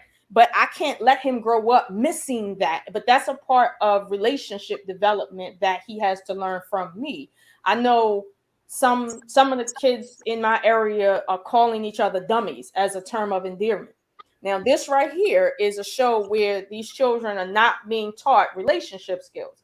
You do not call someone a dummy to show them that you care about them. I don't know what Earth this is. This must be Earth 54, but not Earth 1. I don't understand that, but that goes back to who taught you relationship skills, because you might say that, for instance, in a group that you all know, like you and your homeboys might know, okay, we call each other dummies. We know what it is. Dummy. But in a relationship, you can't call a girl, hey, dummy, I think you look good. Like, no, that's not going to work. But this is what we're dealing with on the ground. So I think to Dusto's point, yeah, it's relationship skills need to be better, and it needs to be taught better. Go ahead. No, I agree, because these are my baby cousins. Okay, the cousins. She said, they're the cousins of they're the children of my cousins. Mm-hmm. This is what I get while I'm driving them wherever they're in my car in the back seat. I hear, "Go kill yourself. I wish you would die." What else? Fall off a cliff. Things like that. Yeah. I'm like, so clearly my cousins never stopped them, because they're doing this freely in the open. Right. So that means they think it's okay. Right. Of course they do. Of course they do, because they were never stopped by the adults that were around them the most. Because if I had been there around them the most, whatever, they wouldn't have done that. I would have snipped that in the butt early. Yeah, they should have went to relationship training or something. You know, let me get Let me get Jasmine here. And I'm gonna come back and I'm gonna say something that we need to hear. So, Jasmine, what's your perspective? Are we dealing with the lack of respect that our Black women have for Black men? Miss O'Shea, you while I don't necessarily agree with the narrative you have, I do think you raised some very important points. I think you did. So I'm gonna circle back in just a little bit. I think that was really good. Jasmine, do you think that what we see in our community is a general lack of respect that Black women have for Black men? I'm gonna say yes. A lot of Black, like I was speaking earlier, a lot of Black women, they don't have the respect for Black men because, for one, they don't. A lot of them lack the respect for themselves. They didn't have really like proper examples of how to treat themselves, how to treat others. So I'm not really trying to make an excuse. The young lady that was speaking before me, she made some really good points, but I don't know. I don't want to say I'm giving her a little pushback. I do understand the fact that when, as a people, we're going through something, it's imperative that we look back in the past and we try to figure out the root problem. And I'm not going to lie, I'm so tired of people bringing up slavery, women empowerment, the women's suffrage movement, civil rights movement. I'm so tired of that because it's like, okay, that was in the past. We recognize that was a problem. What are we going to do today? So like, even like when I talk about like trauma and healing, as a kid, that was something you have no control over. You have no, sometimes you don't have control over that stuff as a kid, but as a grown adult, what are you going to do to make a change in your life? I honestly believe that if you want to change, the change got to start with yourself. So if you feel like as a woman, you want somebody to love you, you love yourself and you give love. If you want somebody to respect you, you respect yourself and you give respect. Everything is a cycle. It starts with yourself. So a lot of women, they really cannot respect men because they do not respect themselves. They don't love themselves. And none of that stuff. I'm like, I hate to sound like that, but it's the truth. A lot of times we get on here and we play the victim. We don't want to be held accountable for anything. Mm-hmm. And I think that's the biggest part. Like, okay, well, I'm a woman. I'm supposed to do all of these things. And a man is just supposed to give. It's a lot of givers out here. A lot of givers. I mean, a lot of takers. And a lot of times these women are nothing but takers. All they want to do is take, and they want everybody to walk around and praise the ground that they walk on without giving anything. Ray had said something earlier. I was driving before I got stationed, and he said a lot of men will end up in a relationship. They stick around for a whole bunch of stuff. I'm not for sure. He was saying something similar like that. They would just stay in a relationship, not happy, settling, pretty much what we would call settling, not happy for a woman that don't even appreciate them, that's not willing to give half of anything. So yeah, I do believe that the women do not respect the men. All right, anybody else want to chime in on this? I do. I just want to know. Oh, go ahead. Whoever was saying that. One more thing. Yeah. She was giving an example about boys not respecting women. And I wanted to speak on that because I was a correctional officer for the Illinois Department of Juvenile Justice for 7 years. And even with that, a lot of those, it's a difference between adult and children.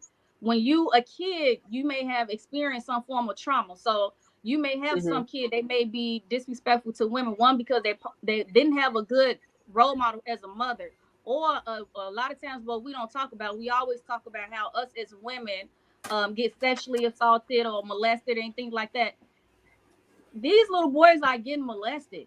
Getting molested, not only by women, by men too, by people that's supposed to be their fathers. They get molested by people that's supposed to be their aunties, they babysitters. It's not, and a lot of times, from my experience and working in these jails, these little boys did not enjoy that because they wanted to be a kid. So a lot of them is being robbed from their childhood. And they never really had a chance they never had an outlet because a lot of our communities don't have no programs to put them in. They don't have a lot of resources and stuff like that. So then you have that boy that gets in trouble one time for something small. After he gets in trouble for something small, he leave. He could have just went to jail his first time for just robbing and stealing something. He leave the jail, he come back. He done shot somebody. They may let him go at 18 because I forgot how the law is, but at 18 they will let him go. Next thing you know, he probably an adult, and if he's not an adult, he's out here trying to court some grown women, which he never got a chance to even grow or heal from his childhood trauma. So I mean, it's a lot of things that take into effect. I just feel like as people, we all are healing and we are all going through something. We just really need to give each other space to grow, and we got to have patience and empathy for each other. We don't have no empathy for each other. We just want everything to be about me. And it's not like that. We are all here to give and serve in some type of way. That's the whole reciprocity piece. So, yeah. Can I go after Gusto? Yeah, I was going to say something. Okay. Go ahead, Dust. Everything that's lacking is usually something that it wasn't taught. And then there's a fictional teaching called "Do It Because I Said So." That's not teaching. Right. That's teaching being disrespectful. And then they tell you to respect the elders. Yeah, right. The elders don't respect you, and they say go out there and respect all the elders. They saying, man, as soon as I turn 18, I'm going to snatch a purse from every old woman I see. Oof. He said all the purses. You tell them when they're 18, I'm going to throw you out in the street because you don't want to be a parent no way. Just like it, I mean, you kill his self-esteem. You beat the tar out of him. You talk down at him. Men ain't nothing. The woman ain't nothing. The woman ain't nothing. The men ain't nothing.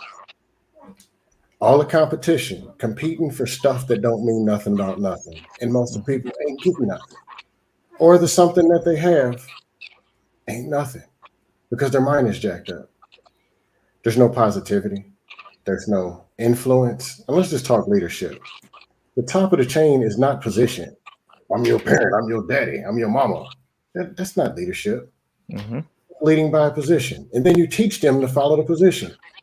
Either you'll have a weak person who will follow everything because that's what you taught them to do, or a person who can't wait to flip out on everybody they see, starting with a police officer, or somebody who looks like them. So, are you talking about kids or adults? Both. Kids become adults. I mean, most adults are just grown kids. Right. Every adult that you see was a kid. So if they were misraised, going back to, and I'm not going to slavery and the victimage. I'm going back to where everybody said we was thriving. Man, we's had some monies. We was doing good. No.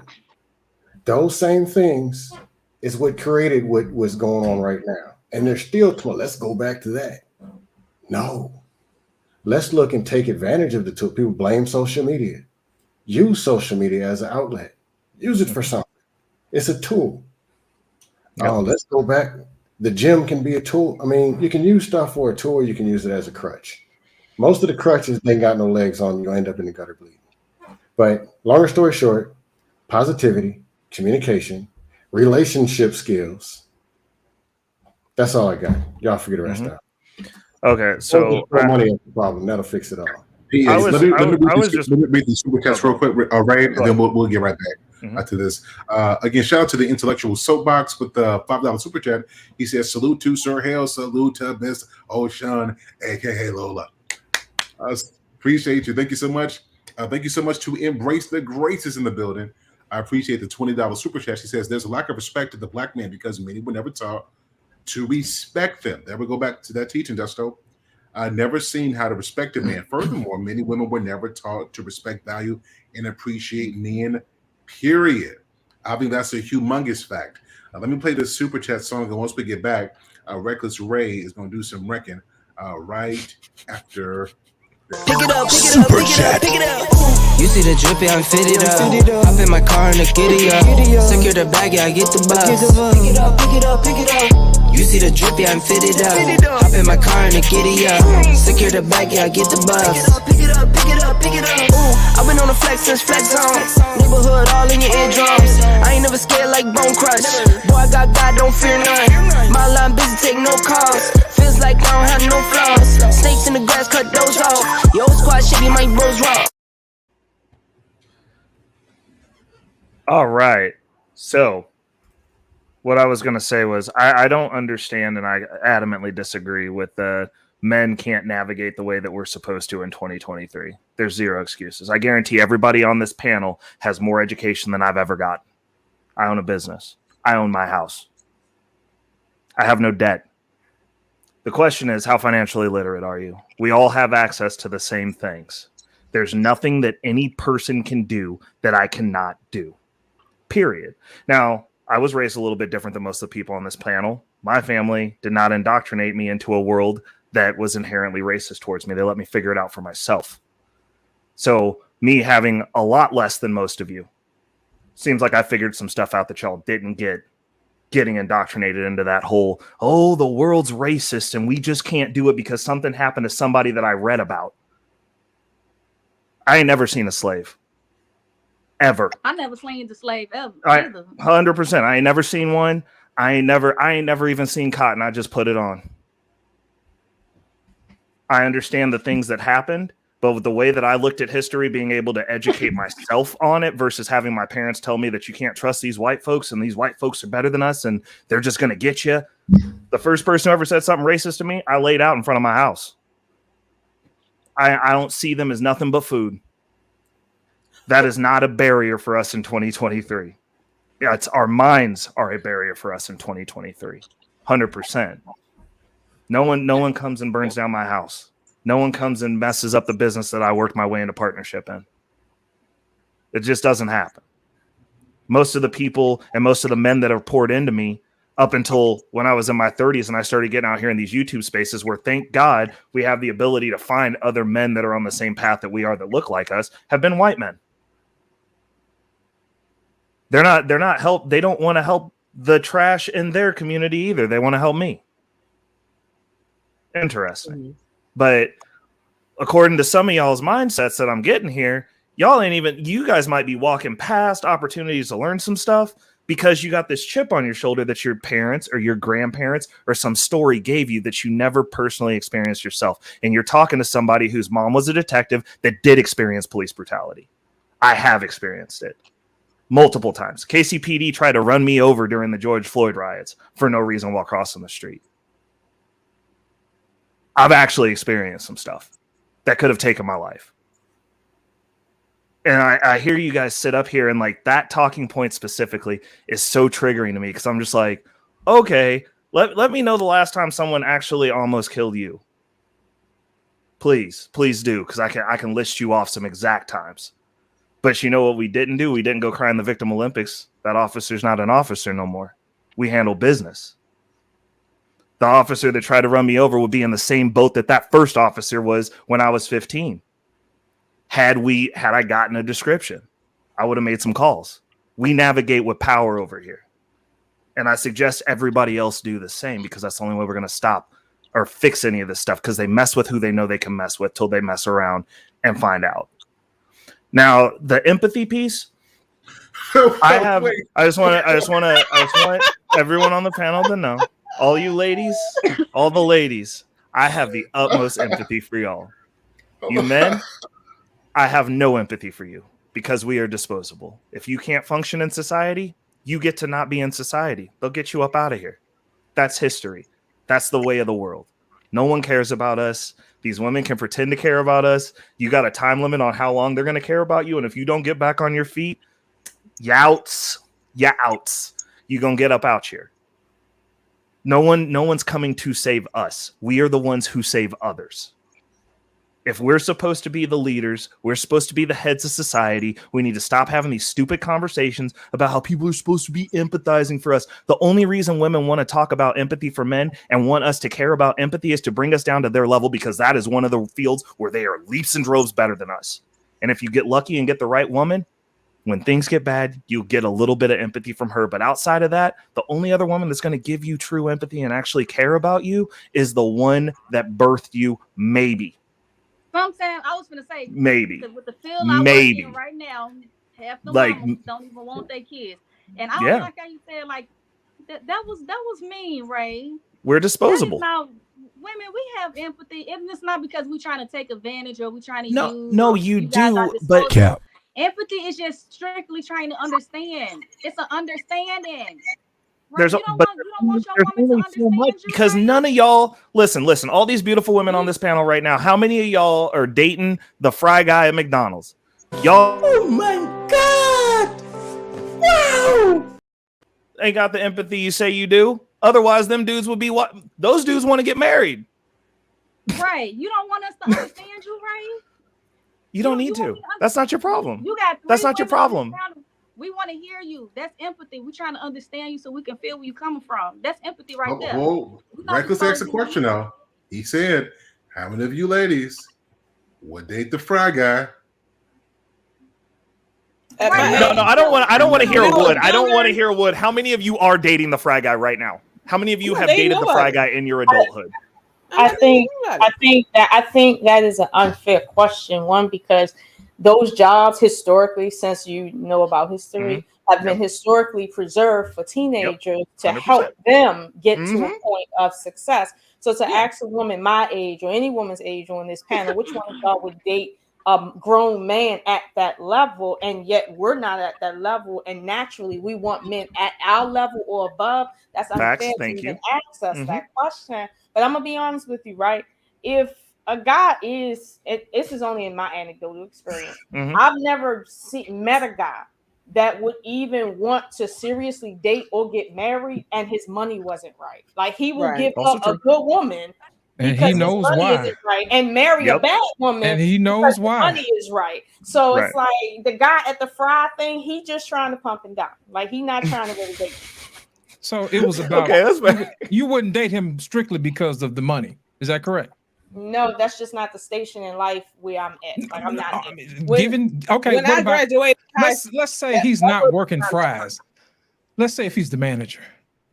Okay, that's better. I mean, it depends on where he's at in life. Might not be there.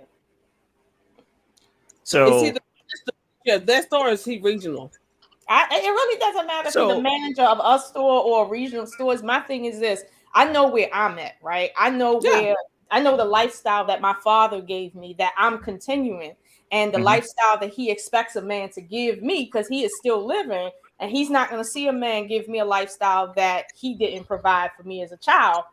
And less, he's not going to see that, and I honestly wouldn't introduce no man to my father on that level. So if he's on a level where he can suffice the lifestyle I live and where I'm at, the station I'm at in life, no matter where he works at, then that's fine. It doesn't matter if he's a manager or a regular worker. Like if he's at that level, he's at that level, and he's ready for that kind of commitment. So it's not about love. It's about lifestyle, right? I gotta hold on. So logical, right? Come on. It's interesting. It's interesting because what you're suggesting is by default, women are looking for a man above them, which means that by extension, men date women beneath them. Correct. Do you agree with that? Financially, sure. Yes, that's the way it usually works. No, not just financially. Like he got to be stronger, he got to be smarter, he got to be a leader, he got to be the protector, he got to be the. So women need to date a man who's more than her, so that by extension, at least a little bit. At least a little bit. He don't have to be extra. You see how it's changing. At least a little bit. At least a little bit better. Can you answer this, O'Shea? You activated my trap card, O'Shea. I can't follow a man that I think is not more smarter than me. Like if I feel like I'm smarter than why would a man marry or date a woman who is not as smart as him? No. So why would a man marry or date a woman? Oh, just hear me out. Why would a man if a woman? Let's just take the idea that a woman is a man's complement, a help. Like if you look at the question, a woman's strength or an influence is supposed to complement her man. If she's to be a complement or a support or a help, that means that in some areas she's better than her man. That's the only way you can help somebody. You can't help somebody beneath them. You gotta help somebody either you're above on that level. So if a woman expects her man to be superior in all levels, then why should he date you when you're less than him? But wait a minute. Okay. When I say less, right, I don't mean it in a very literal sense. For instance, alligators. I think I'm good at they would have a very miserable experience if not for the birds that pick out the meat in their teeth that cause them pain. Okay. Like the little teeny birds, they rely on them so that they won't feel pain in their mouth. Those teeny birds. That's why they open their mouth. So I'm not going to.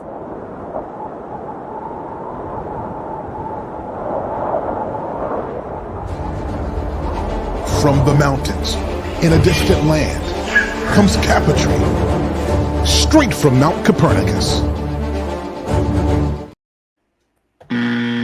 Straw man argument. Oh my God! But listen, no, we're not gonna do that. As far as I know, and again, this is my anecdotal experience. I can't speak from experience I don't have. But from my experience, if a man is leading me, I look up to him in many ways. If I look down to him in any way, and I mean any way, then I can't really see him as my leader if I feel like I'm smarter than him, stronger than him, more intellectually sound than him. I can't do that. Like I Hey, just don't bro. see how it would work. But I'm Don't not come at her if you that- can't make her tap out. That's all I'm saying. I'm not saying that I don't have a place in terms of my intellect. I'm not saying that I'm not good at the things women are good at.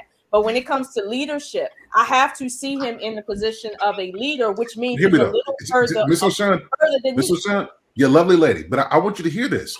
This is why so many Black women destroy homes and why men die so early.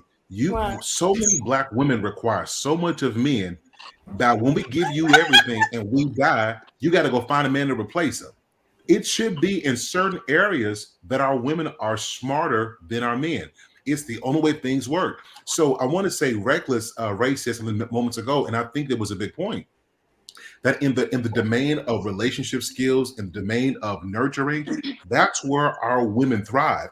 If you look at most of the psychological articles, most of the things about emotional intelligence and so on and so forth, it's dominated in a large part by research done by a lot of women. Why? Not only because that's where a lot of women have studied, but because on a very simple biological level, women were responsible for nurturing and taking care of the kids.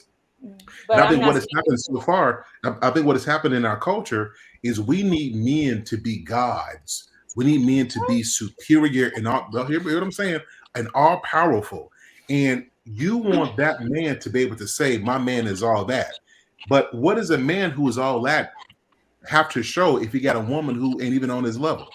It's hard. Okay, when you say on your level, right? I think there's a disconnect because I'm just hold on. I'm just parroting your language because you said you want a man at your level or I get what you're saying. When I say on my level or station in life, I don't mean like okay, he eat everything I eat and we got the same favorite color. I don't mean it in that way. What I am saying is this: when the way I see manhood is the way I see my father, and my father has always been a leader in the household. And there's never been anything that he wasn't a leader in terms of his station as a man. Now, I'm not saying that he was the best cook and that's how he was a leader. No, my mom really had that. She was a homemaker, so she cooked a lot. So she cooked a lot better than him. However, he was in fact a leader in the respect of what he should be to lead a whole household. That's what he was. Let me cut you off. Let me tell you what a leader does. Hold on a second. Let me tell you what a leader does. In any organization, while the leader is responsible for the organization, we're going to hire somebody who's smarter in HR than us, somebody who's smarter in marketing than us, an IT professional, somebody who you name it. So we're smart enough to know we need somebody smarter than us in an area. See what I'm saying? I don't know if I would call it smarter. Leader doesn't mean I know everything and I can do it on my own. Leadership means that if I got a wife and I see she's got some skills, then let me leverage what's in her because that's what good leaders do. We cultivate the greatness in other people, including our wives. Right, but I don't want to get into women are smarter than men or men are smarter than women. I do want to say that there's certain respects that women have to look up to men in certain respects. If a woman looks down in any way in certain respects, you will get what we're talking about tonight: lack of respect. Like so, we can talk about the nuances, right? But I'm gonna be honest with you, it doesn't negate the fact that if a woman feels like she's smarter than her man in general, she's not going to respect him because she feels like she should be the leader because she's smarter than him. Like if that feeling is there, and it doesn't matter where it's at, but if that feeling is there, I've never seen a relationship survive when that feeling was there with a woman. I've never seen so. Now, So one of the things where go ahead, Jasmine. I agree with you when you said, okay, as a woman, we want a man that can lead. We do want somebody that we can follow. I know for me as a woman, I desire to have somebody that I can learn from. But we're gonna be learning from each other. So like when I'm listening to you, and I want to agree with you so bad, sis, but I can't because it's like in a relationship, even a strong leader, and when you have because I play sports too. You have your basketball team or whatever, and you have the captain. Even the captain got to know when to step back because they got to look at the strengths of other people as well. So it's like really being a team. It's really being a team. You can't put all that responsibility off on somebody because when you put all of that responsibility off on somebody, that's a lot. that's a lot to put all that responsibility off on somebody. So it's just like knowing when to really play your part. You just gotta really know how to play your parts. Almost like a puzzle. This part, it may not fit at all times with certain parts of the puzzle. This part got a little curve to it. The woman may fit this curve for this situation. The man may fit the curve for the other situation. I don't know if that's a good analogy, but I think that's better than an alligator and a bird. I can agree with you on that, but it doesn't. I can agree with you on that wholeheartedly, but it doesn't negate the fact that even in a partnership, if the woman feels better inside herself than her man, like generally speaking, I'm not talking about in certain instances, like you're a better cook, you're a better sewer, you're a better shopper. I'm not talking about that. I'm talking about generally across the board, which is what we're talking about. Lack of respect in our whole community is not about the fact that women know how to cook better than men or women know how to do hair better than men. That's pettiness right there. I'm talking about generally speaking, women need to look up to men as leaders. And I don't need to define leadership to men on this panel. They know what I'm speaking about there. But what I'm saying is when women feel like they're the leader in the relationship, it's nothing for it to survive on. And this is 100%. Just my experience. I've never seen it. So I agree with both of you for different reasons. So is it Oshan? Is that correct? It's Oshu. Oshun. I'm sorry. I don't like mispronouncing people's names. Oshun. Oh, so it's Oshun? It's Oshun. I've been saying Oshan, but I'll be back. No, it's fine. See, it's your fault, Sir Hale. You're the reason I can't say people's names right. It was his fault. Let me join the victim. You should have been communicating better, Sir Hale. So Oshun, the thing you got to understand is a lifestyle, and this is the way it should be, but there's one piece of context that I do have a little pushback for, is she's looking to her father. Note, there's a man in the home. And that's her reference point for how she gauges other men, how it should be. You should set a high example for your daughter. Now, there's two pieces here, though.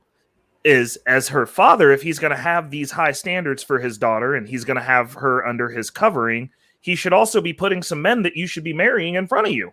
Bars.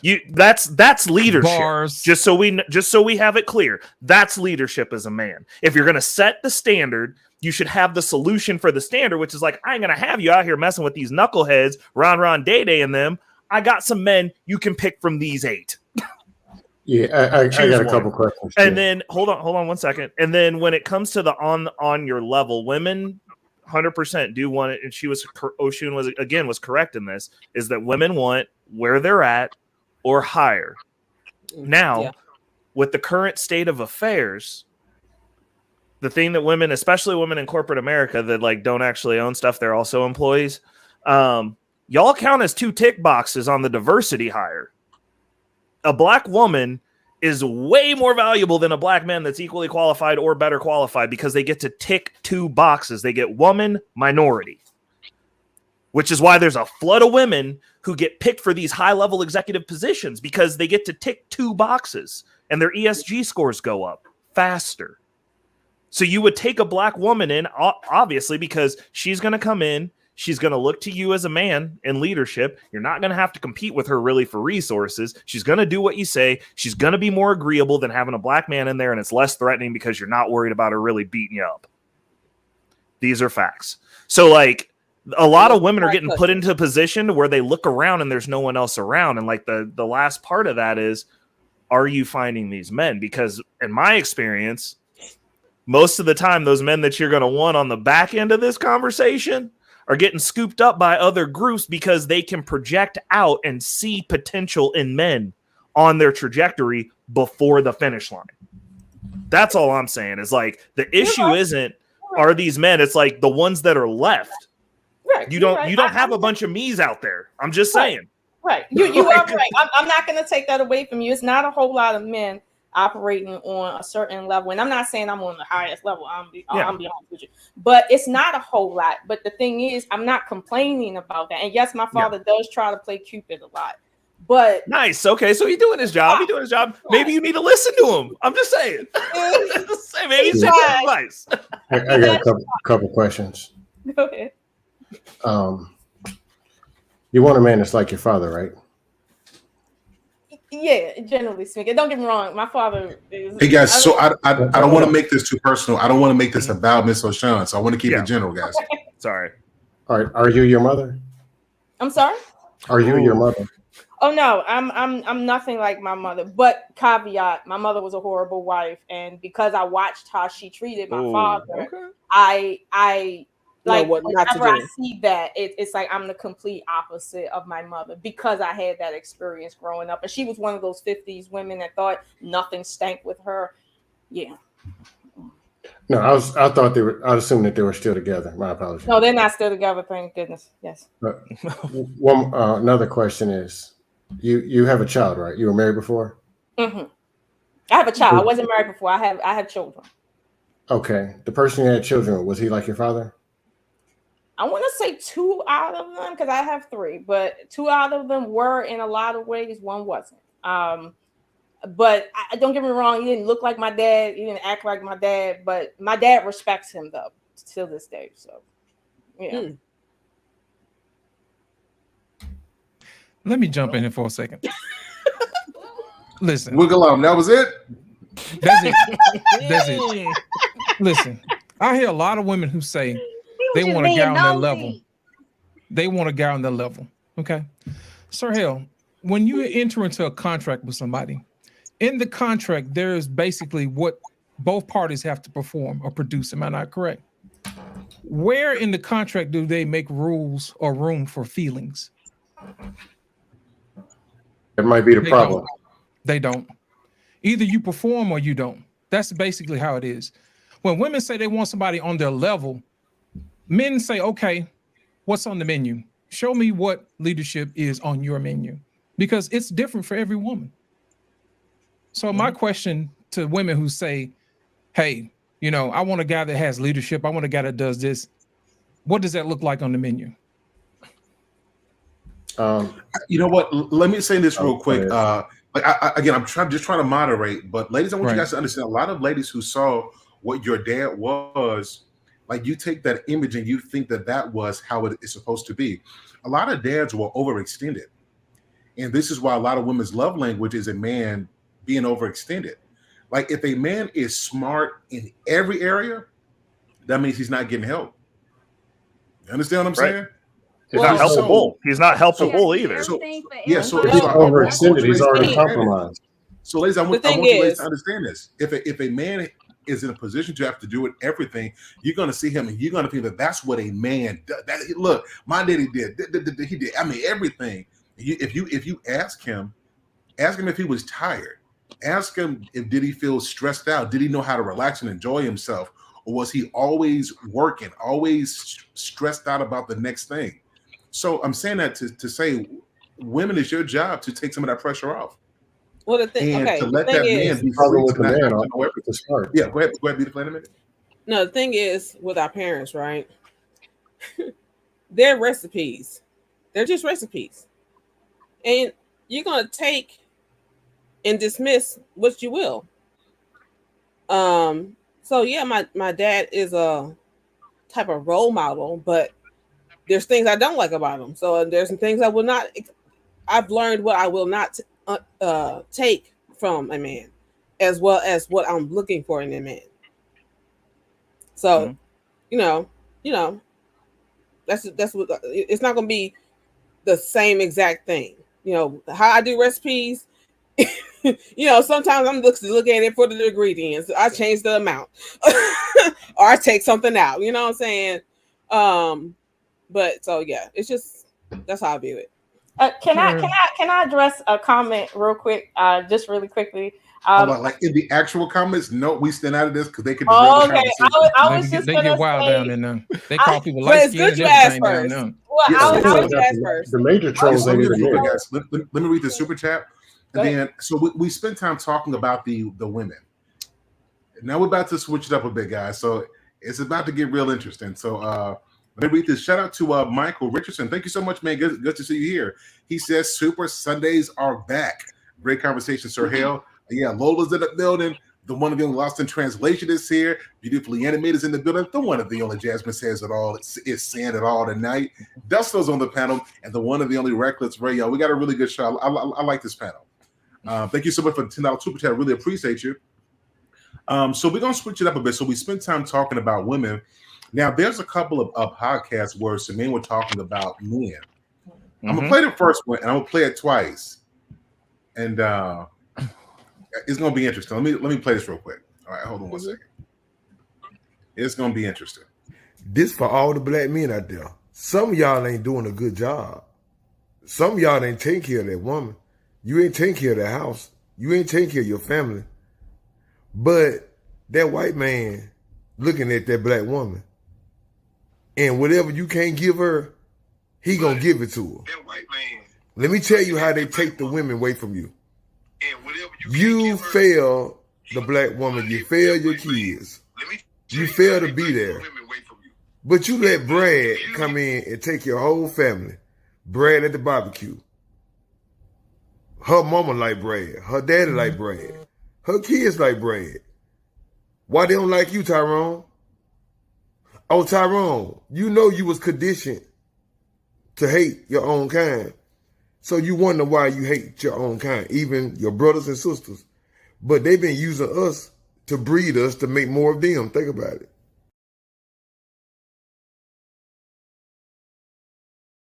So I'm gonna play this again. It was just that dumb. I'm gonna play it one more time. This for all the black men out there. Some of y'all ain't doing a good job. Some of y'all ain't taking care of that woman. You ain't taking care of that house. You ain't taking care of your family. But that white man looking at that black woman, and whatever you can't give her, he gonna give it to her. Let me tell you how they take the women away from you. You fail the black woman, you fail your kids. You fail to be there. But you let Brad come in and take your whole family. Brad at the barbecue. Her mama like Brad. Her daddy like Brad. Her kids like Brad. Why they don't like you, Tyrone? Oh, Tyrone, you know you was conditioned to hate your own kind. So you wonder why you hate your own kind, even your brothers and sisters. But they've been using us to breed us to make more of them. Think about it.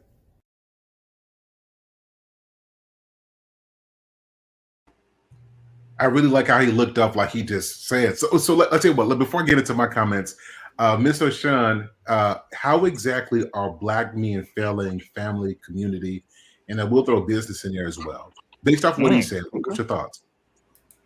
Well, when he was talking, I thought he was referring to men that are pseudo leaders in the home, meaning they see themselves as head of household, even though they're not heading a quote household for what that's defined as, even though they may not live with any children, even though they may live by themselves. They have girlfriends that they feel that they are, cultivating leadership under, even though they don't live together, stuff like that. And then they may say, well, even for the guys that may be in the household, if the woman is the only one working, you're not working, and you're kind of like, you're not fulfilling your role. And I'm not going to say exactly what you aren't doing, but you're not fulfilling your role or living up to your potential. These are the ones that I think he's referring to. And honestly, in my experience, that's a bit of it's an extreme circumstance, but I have seen it. I'm be honest with you, quite a bit, but it is an extreme circumstance. But I assume he's speaking to those men. I got a different response. Oh, well, let's get the ladies in here first, because it's an interesting perspective. I want to hear what the ladies have to say about this. Beautifully Animated speaks. You heard this. How exactly are men failing? I mean, they're not in the household, so you're losing money. Like we were talking about earlier, when the households are split, you're losing money. But the thing is, and they're having babies with women that they don't want.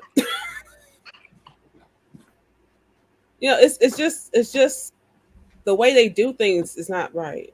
And so the way you start something will lead to how you end it. So if you start chaos, you're going to have chaos. Someone's got to break the chain. That's all I got to say. Okay, we got a newcomer to the panel. Salute to Embrace the Graces in the building. Good to see you. Thank you for having me. I appreciate you. I love the conversation because it's so necessary. And this young lady, this way, no, that way, she's got it. She gets it. The thing is, I don't think the men are failing us. We're failing them. We have sat here for too long blaming men for our problems, our inflictions, when we're the ones making the wrong choices. Women have 34 forms of contraceptives. At the end of the day, we decide to have these babies with men that we already know weren't worthy of our womb. We have to take some accountability. Like SIR Hale said, we expect our men to be Superman. At the end of the day, they're only human as well. But we expect so much and have so much unrealistic expectations that we short ourselves. And I'm gonna tell you a quick story. We were going to therapy, my ex-husband and I, and the therapist took me to the side and said, look, you decided to be with a man that was less financial status than you. You're either gonna accept him or reject him. But you cannot keep bringing up that you the shit, that you run things. And she had to change my whole mindset. Yes, I came into the relationship with much, much more than him. But at the end of the day, he was still the man of the house. And I had to respect him as such. I had to learn the one pop theory. We were married now. Yes, did I make him sign a prenup? You damn straight. My daddy worked hard all his life to make sure his kids were taken care of. But at the end of the day, he was still the man of the house. I ended up teaching him how to run the finances, and he ended up doing a better job than I did. After he finally got how to pay bills and how to save money, I was a spender. He was a saver. So it made sense for him to start running the finances. And we just have to give men a chance, and we have to make better choices and stop pointing the finger at men when they're three pointing at us. Ladies and gentlemen, this show just took a turn. Well, no, I agree. The thing is, if you ask me about men, I'm gonna speak on men. If you ask me about women, I'm gonna speak on women. But the thing is, it's a two-way. It takes two to fix the problem, just like it took two to make the problem. True. I would have to agree with you on that, but somebody got to make the first move. And unfortunately, with you men, y'all were here first. We created the problem. And unfortunately, it's going to take the men to clean up the mess, but we got to follow. We can't just sit here and talk about our men are the problem. We got to look at ourselves and fix ourselves as well. How long are we going to sit here and just point the finger at men and not do nothing with us? We got to unpack our own shit. We can't expect the men to fix us. We got to fix our own traumas. They can help us unpack it and put stuff away. But at the end of the day, we have to take responsibility for our trauma. Not our boyfriends, not our men, not anybody else but us. Yeah. Miss Embrace the Grace, I like you on here. That's good. Mm-hmm. Says it all. What about you? So how exactly are black men failing? Dang, she must be a psyche because you really read my mind. I'm not even gonna lie, for real. I do agree with you on the fact that a lot of times, I'm not gonna say a lot of times, because then that means I'm giving women, cutting women too much slack. We do expect for these men to problems instead of us taking responsibility, because that means we have to actually look in the mirror and we have to blame ourselves for what's going wrong. But in that video, I'm not gonna lie, only thing that I kept on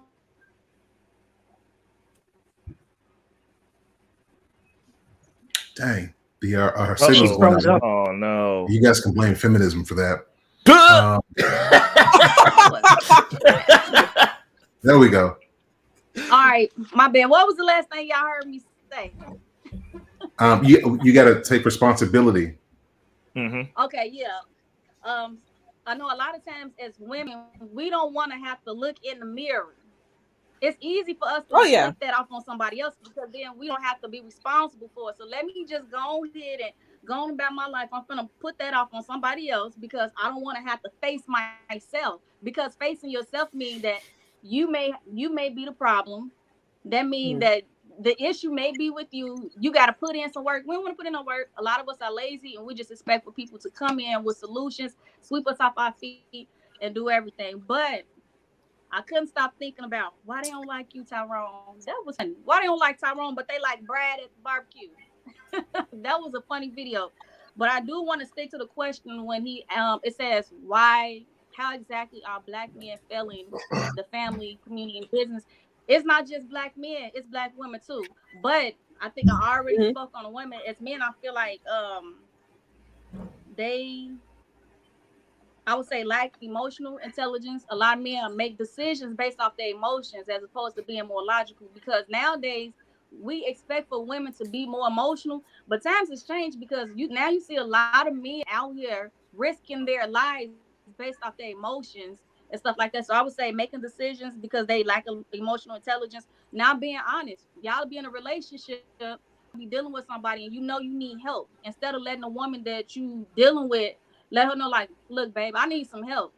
Y'all try to take on the world. Y'all try to be Iron Man and try to fight through all of these fences like y'all can just do every robot, but then y'all beating yourself down. And sometimes that could trickle down to the way you interact with your partner, your children, and stuff like that. And I just feel like a lot of times, even when the disrespect come along, some men just don't demand respect. Like, just y'all tolerate disrespect. So you tolerate. So I mean, that would be my responses. Embrace the grace. It looked like you said something. I think you're on mute. Can I say something on that? The reason a lot of men don't come to us is because we don't allow a safe haven for them or allow them to be vulnerable, because then we throw it in their face or we threaten to leave them, or we just don't make it a safe place for them to come. And the reason a lot of men are out here emotional is because they're being raised by single mothers. There's no male figure in the household. So as a result, they're catching on the characteristics of the mother. There's no male in the household. And that it's a vicious cycle. The cause and effect. This is happening because that happened. This happened because that happened. Let's go back to the old school. Marry before you carry. I'm not saying that don't stop having sex. Just stop having children. Stop bringing other little people into this world when you don't have the mother and the father. Women nowadays would rather be baby mamas than wives. So it goes back. We need to take at least 85% of the responsibility. Now, men been carrying the burden for too long. We need to help them more. We need to be there for them more. We need to allow them to leave, even if they are gonna crash and burn. If that's your man, you're gonna ride or die, right? Crash and burn with him, pick up the pieces and keep it moving. But we're not willing to do that. We're not willing to give him 3 months to find a new job and get back on his feet. Either you get a job next week or you out. Would he do that to us? Would he put us out if we lost our job? I mean, reciprocation is vital, and we're not. We're selfish, we're self-entitled, and we're so self-absorbed. It's just, we as women, we got to unite as women first, and then we got to go out and then help our men so they can be stronger for us. Well, everybody in the chat real quick, y'all show some love to the ladies on the. If you guys are enjoying this, y'all show some love in the chat. I really like this, and we got to get the men in here because I want to believe that us men, we see this a little bit differently than you guys. So let's start with the Reckless Ray. How exactly are black men failing? And then we're going to take this topic based off of what we heard the gentleman say in the clip. I will tell you exactly how. Them other, not so, them ne'er-do-well blacks are failing. They're failing. I'm going to start off. I'm going to go ahead and do the failings first, and then because there's one that I don't agree with on this list. They're failing their communities. Their houses aren't in order. Their yards aren't in order. Their rooms aren't clean. Some of them are in their mom's basements who get on YouTube talking about they make 6 figures and they're rich and they're a high value man and they deserve submission. They're failing in the sense, and this ties into the business. We're failing in business. What businesses? What do we own? What do black people in America produce? We don't produce anything. Nothing. We produce entertainment. Yeah, you could go that, but we don't even own that. We produce sports stars.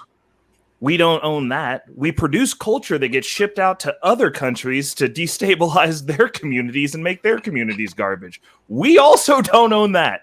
We produce nothing in this country. We are takers, by and large. Everybody is on here, like I said before, nobody employs anyone. No one.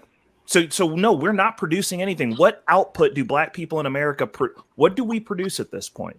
We either go to work at some place that a white man built and then blame racism for it, as though we can work our way to the top of these organizations, but somehow nobody can figure out how to make one. Wow. Which in turn, a non-productive community is going to be chaotic and it's going to decay. It's going to decay the communities around it. It's literally exactly what's going on. Now, the one thing that I will say that black men are not failing at is family. We are becoming more involved, and we are trying to do that, and like the statistics show that. The issue is and I'm not blaming black people for any of these things. The issue is, like Oshun said, we are going through kind of a renaissance right now.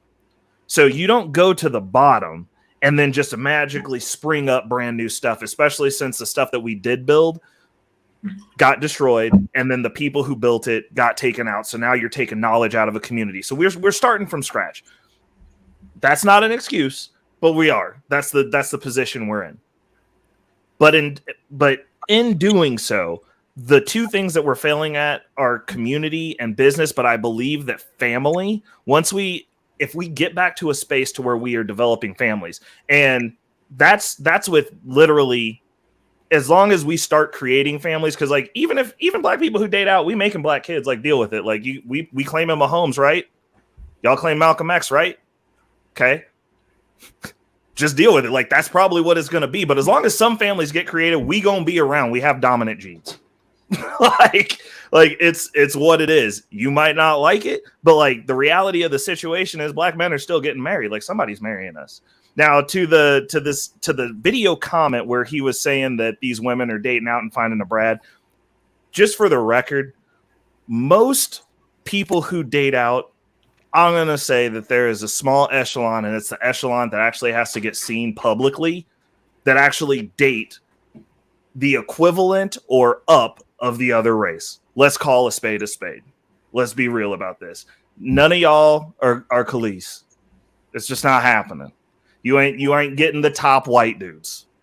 And most white dudes ain't getting the top white. We have a whole stereotype about black dudes and white women right now because these dudes were not dating the best of the best. Okay? So like that's another thing. And then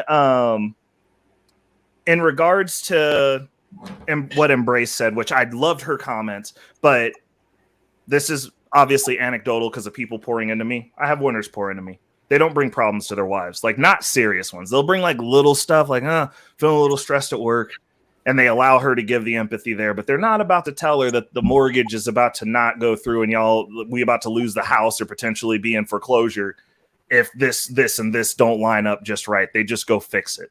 They go to their circle of men and they go, how do we fix this? Oh, you running into a problem? Let's throw you some business. Let's get you some business in here. Get this fixed. Catch me next time if something comes up. But you do not take problems of a magnitude of nature that women will say they want to hear. No woman wants to hear the ship sinking. And it is completely illogical. Even the most ride or die woman, it is illogical for a woman to ride to the death. The man is the captain of the ship. There is one person responsible for sinking with that ship, and that is the man. Period. Every time I see a homeless family, I look and I go, it's that guy's fault, and that woman's an idiot for having her and her kid out here with him instead of finding a house with a leader that can actually lead. That is insane to me. Your job is to survive those children. You gonna take them all into homelessness together so that you can say you ride or die because it feels good? You're homeless now. It's hot outside. In the winter, at least where I am, it's cold outside. You exposing your children to that? That's insane. You sleeping in cars? Yeah. Like, why would you do that to a child? There's no reason for a woman to ride the ship to the bottom of the ocean. The captain of the Titanic is down there with that boat. That's the only person who's responsible. He was the person who ran in the iceberg. His fault. He gets to go with the ship. Hold on to that wheel, bruh. Take it. You got to take your L's. But the community and the business, I think, will come as soon as we get our families in order. Should we get our families in order? If we don't, then it's going to be problematic. But we have to fix one to fix all the rest of them, because I don't know too many good, solid business owners that have completely chaotic families where it's just chaos all the time. Otherwise, they're making adjustments to fix that. I'll land it there. Excellent. I'm gonna come back to something you said, Reckless Rain. Mm-hmm. I'm gonna come back to what you said. Lost in Translation podcast. How are Black men failing? The one way that I see Black men are failing is that we don't work together as men. We don't. And my major thing is this: in order for you to be an effective leader in your family, you at least should be an effective leader amongst other men. Any other culture, the men get together, they learn. You know what I mean? They help each other. They build stuff. You know what I mean? They get together, they commerce, they do things. Okay. We have a bad habit of not helping each other as men. We don't listen to each other. We don't help each other. We don't check on each other. You know what I mean? That type of thing. And the women accuse us of being emotionally intelligent. We got to be intelligent with each other, because think about it. He has less to gain by lying to his homie. You know what I'm saying? So if you can't be honest with your homie, then what makes you think you're going to be honest to your girl? And you got a lot more to lose with her than you do with him. You see what I'm saying? So my thing is this: in order to build it, you got to at least have some folks you can work with. At least 2 or 3 friends, y'all work together. That's your red pack. Y'all come up with whatever business model y'all need to do. Now, when you do that, you're going to need an extended team. Here comes the wives. The wives need to come in and support what the team is building. You see what I'm saying? So the guys will automatically get the respect because they're working together first. Then the wives see the men are working together and say, hey, look, how can we help you guys? That linchpin puts itself back together. And now you're building the community and the family at the same time. So a woman can't say that she can't respect a man because he's not building anything if he's already started building it. You know what I mean? You can't move that goalpost and say, you know, he's not building anything. Yes, he is. He got his homies with him. They're working. They're building. This is what they're working on. You see what I'm saying? And then while you're doing that, here come your children. You're teaching them what you've learned from the other guys in the community who are specialized in other things. So that way, if your child needs a job, he can go work at Tyrone's plant because he has an opening. Nepotism, we are bad at that. We don't always say, hey, look, I got a homeboy that need a job. You know what I mean? That's one way to keep the money in the community. But if I had to point to one thing that we are inherently bad at, we don't work together. Okay. Dusto, what about you? How are Black men failing? First, I'd like to start with the guy in the video. Unfortunately, his name is Marquavius Dustington. And he's I just got the story, the news report. Actually, because he could barely read. He was he has reading difficulty. So he didn't graduate from our pandering school. But the report was that a couple of white gays, Brad, Ned, and Jim, ran train on his ex-girlfriend, and they were all white guys, right outside a Waffle House parking lot. They handled his woman, so he's mad, so he decided to make some. Ladies and gentlemen, this show just took another turn. Yeah, that's the story that I got of what happened. He's mad at all Black men. We reached out to the IT department where these guys worked, notified supervisors that they were skipping work and they were on a lunch meeting. It's all under control now, but I apologize for what's happened. But as far as Black men failing Black women, Black men are fat. Hold on, guys. I just want you guys to understand that Dusto just narrated the entire story before getting into the answer. I think that's another way Black men are failing. Yeah, just wanted to let y'all know what happened. But Black men are failing. Unrealistic expectations, or either not setting standards or expectations that are realistic. Somehow you're supposed to do all this building. You show up and you're Black, you get a woman. Now you got to build 18-story skyscrapers and make $5 million. Who's having them conversations with a woman and why? If she's asking that, she doesn't like you. She doesn't. When a woman likes a man, she'll drive 35 miles to cook him a sandwich.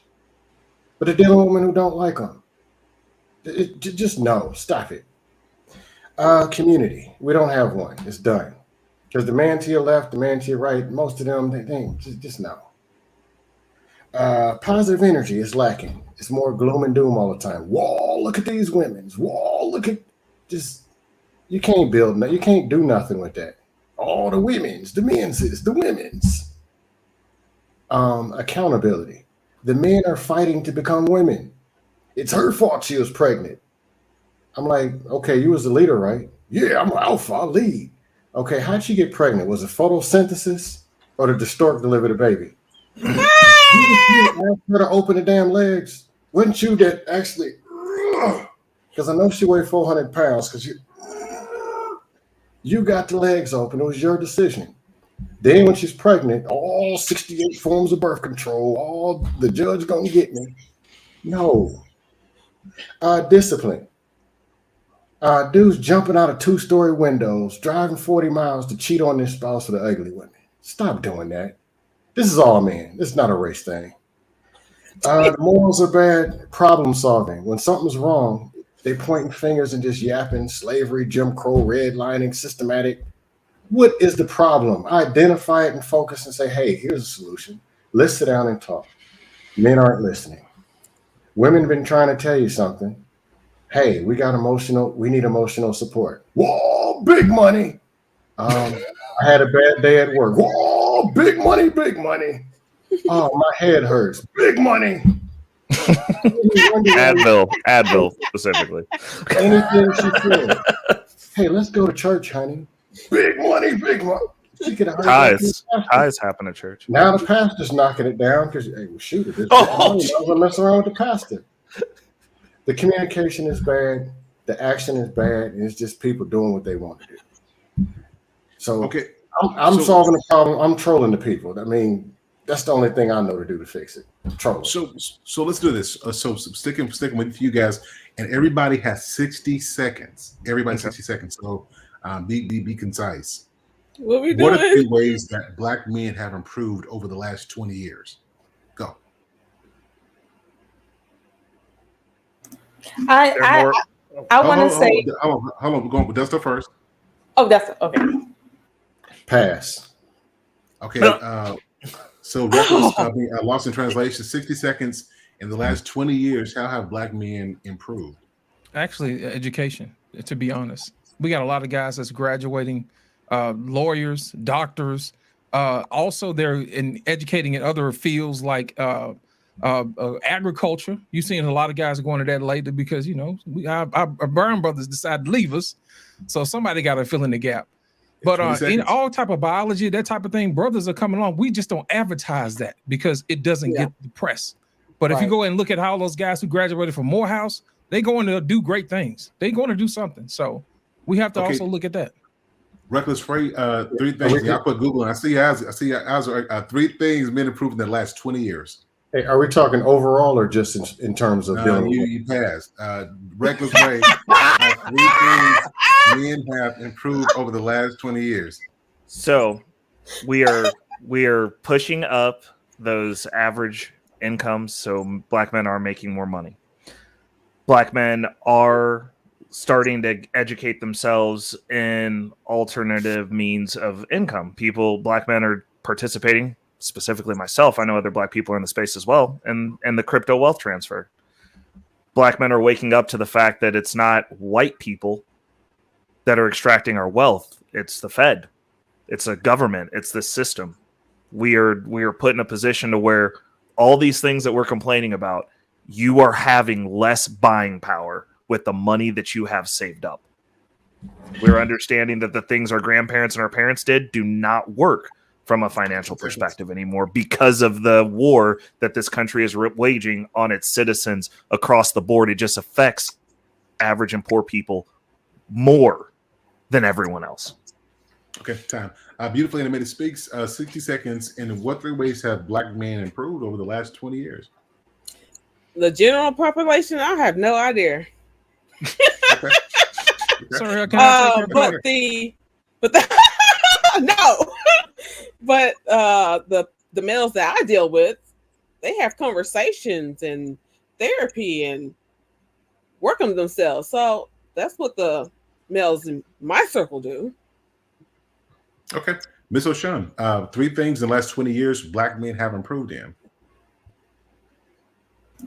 I want to say definitely in politics. I think Black men have made their voices known on both sides, or all 3 sides of the aisle politically, at least here in the West. I can't speak for other parts of the world, but that's my first one that I've noticed in the last 20 years have actually shifted on both sides. I do believe entrepreneurship obviously has shifted in the last 20 years due to, as everyone said, different means, particularly in agriculture. That's not advertised at all. Like I know there's a lot of Black men that are in agriculture.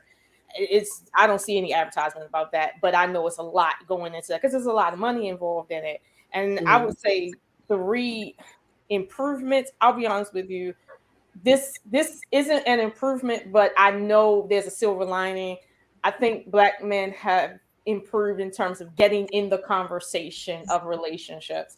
It's no longer a woman's field to be on, Oprah and all these other girly things. It's now a balanced conversation where you don't have a bunch of girly stuff around and women talking about relationships and a few men in there. No, it's like it's a balanced conversation and men are at the table now. Now, where it's going to go, I think there's a silver lining, but I consider that a win in terms of the last 20 years since Oprah first aired. But that's what I'm going to say. You get a wig. You get a wig. You get a wig. That's time. So, embrace the grace. Over the last 20 years, what are 3 ways Black men have improved? Yep, you're on mute. I think Black men are not sitting on the sideline any longer. They're taking their place at the head of the table more because they're being awakened through conversation, through podcasters, and they're also noticing their worth more. They're really starting to recognize their worth more. And the second one, the last one is I will have to piggyback on all you guys. They're making more money. They're realizing the importance that making more money will upvalue yourself and will make you a better choice to have better wives and the family unit. It's slowly but surely coming about. So let me tell you why I pose this question, and I did this on purpose because we have an unlimited supply of what Black men are not, and a very limited supply of what Black men are. And it's so easy. I think we've become comfortable with saying Black men are failing and Black men aren't this and aren't that we haven't even updated with the current data that shows that Black fathers are the most active in their kids' life. There are more married Black men than there are Black women. More Black men are becoming educated. Right? The presence of Black men in the homes can literally change the trajectory of a kid by leaps and bounds. More men are in the middle class. And the list keeps going on. And I keep on hearing in conversations we peddle where Black men are failing. And I don't think Black men are failing. I think Black men are improving. And we have so many areas that we have to focus on that we can't get to them all at once. And so I pose that because I want us to change the way we see this. That Black men, we're not failing. We have an array of things that we have to get to, and we just can't get to them all at once. So while we're working toward getting to them, I think it's important to take inventory of the ways that we are improving in. Now, Dusto, I got to get on you. You're my dog, but I got to get on you. You spent 39.2 minutes talking about big money and then couldn't list a few things about where Black men are improving. And let me tell you how I see that. To me, that is what marketing has done. It is so deeply ingrained what Black men are not that we heard it, we initially rejected it, and then we heard it for so long. Now it's embedded into our subconscious, and we can say it at a moment's notice with such meticulousness that we can speak it. And then when it's time to say something good, we passing on an opportunity to speak life into what black men are doing, and we have an unlimited supply on when we talk about what black men are not. Dusto, what you did to me was what big corporations have intended to do, and that was indoctrinate black people about what black men are not. And what better way to miss an opportunity on empowering black men if we can get black men to not see or pass on speaking on the improvements of other black men. No, when I pass, that means somebody else go first and it comes back to me. That was yeah, but you didn't pass when it was your turn to talk about when black men fail. You understand? Yeah, I'm not trying to like. So we know each other. So I'm not trying to get on you. But I'm saying if you go back and you look at this, look at the narrative you did. You know, black men. You know, the money. Oh, black men. You know, I need communication. Black men are out of a 400-pound big money. And then, hey, what's three good things about black men? Pass. You understand? Yeah, that was so I could go last. While it's comical, I do think that on a larger scale, it shows that as long as black men see themselves as less, we're gonna keep on being less. You understand what I'm saying? And as much as we joke about it, and as much as we say we don't mean it, if I was listening to this show and seeing another black man talking about all of what black men are not, and then didn't have anything to say what black men are, that could mess up my image, especially if I don't have a father in the home. Like now I'm taking little bits and details of what I hear, and now this is becoming imprinted on my subconscious brain, and I'm projecting this out into a world, right? Because I don't have any guidance. So I think it's important for every one thing we say men are not, we got to at least see what men are or a bridge to improvement in that area. Now I'll stop there. What do you guys think about that? You're absolutely correct. How you advertise your men, that's how other people are going to take them. And if you don't have nothing good to say, it's just best not to say nothing at all. Thank you. I mean, I don't even think other people are taking. Never mind. I don't think other people are even taking them at face value for what they're saying at this point, because they're taking all your good ones. So, or they're leaving. I mean, you're just doing yourself a disservice. Like, I mean, it's okay. So now you're left with exactly what you said was all that was there. 90% of the time, when most people talk about their dating standards or the realms that they're in, they're talking about men that they don't have access to regularly. They aren't in those spaces, and you just don't see them talking about, oh, I deserve this. Well, are you at the country club? Are you chilling, having a drink at the bar at 801? Are you getting a job that's in the spaces where these men are? Are you trying to be a secretary at a law firm? Are you trying to get an entry-level data entry position at the medical office so that you can bag a doctor? Like, you never see these people.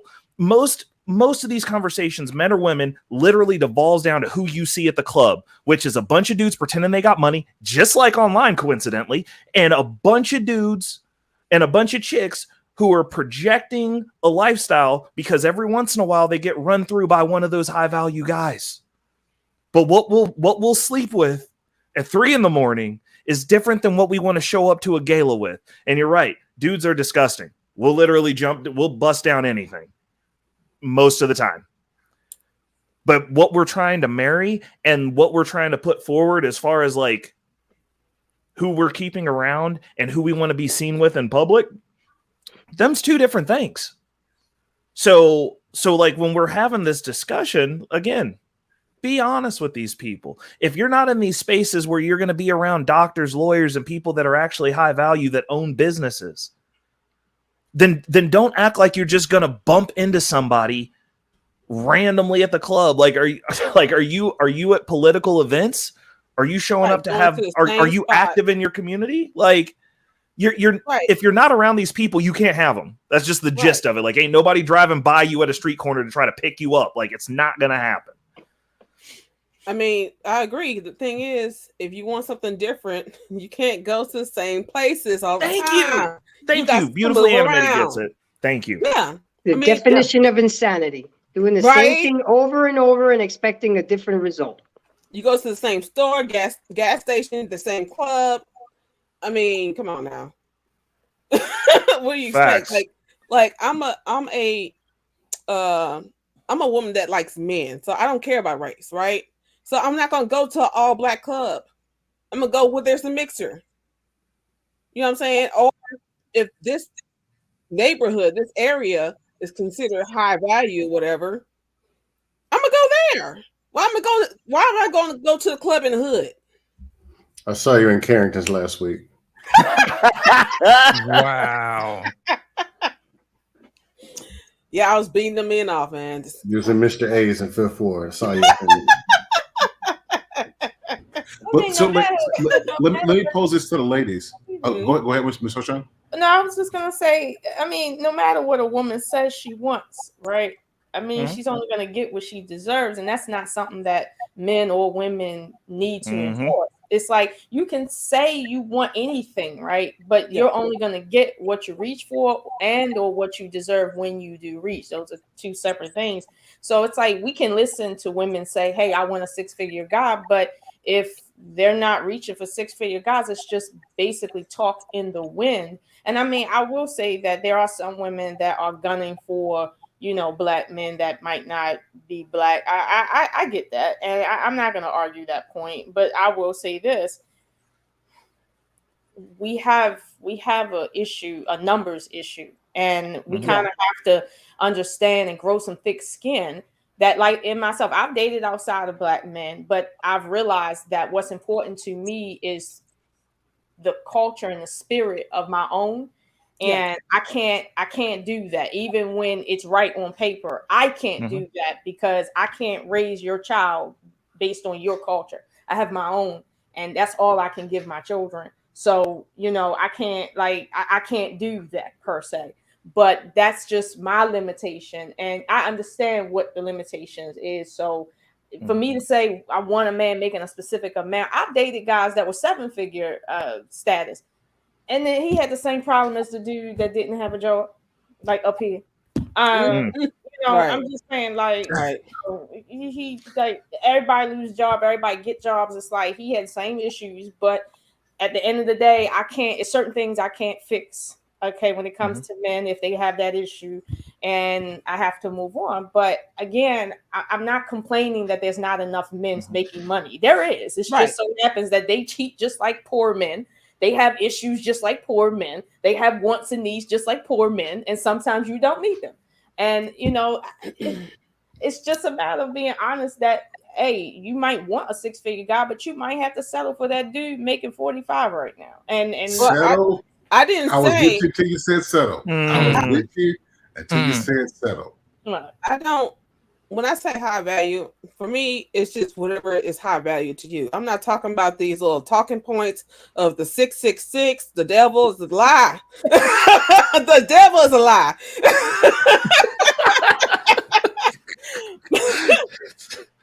Because no one out here can tell me what's high value to me. Just like I can't tell you what's high value to you.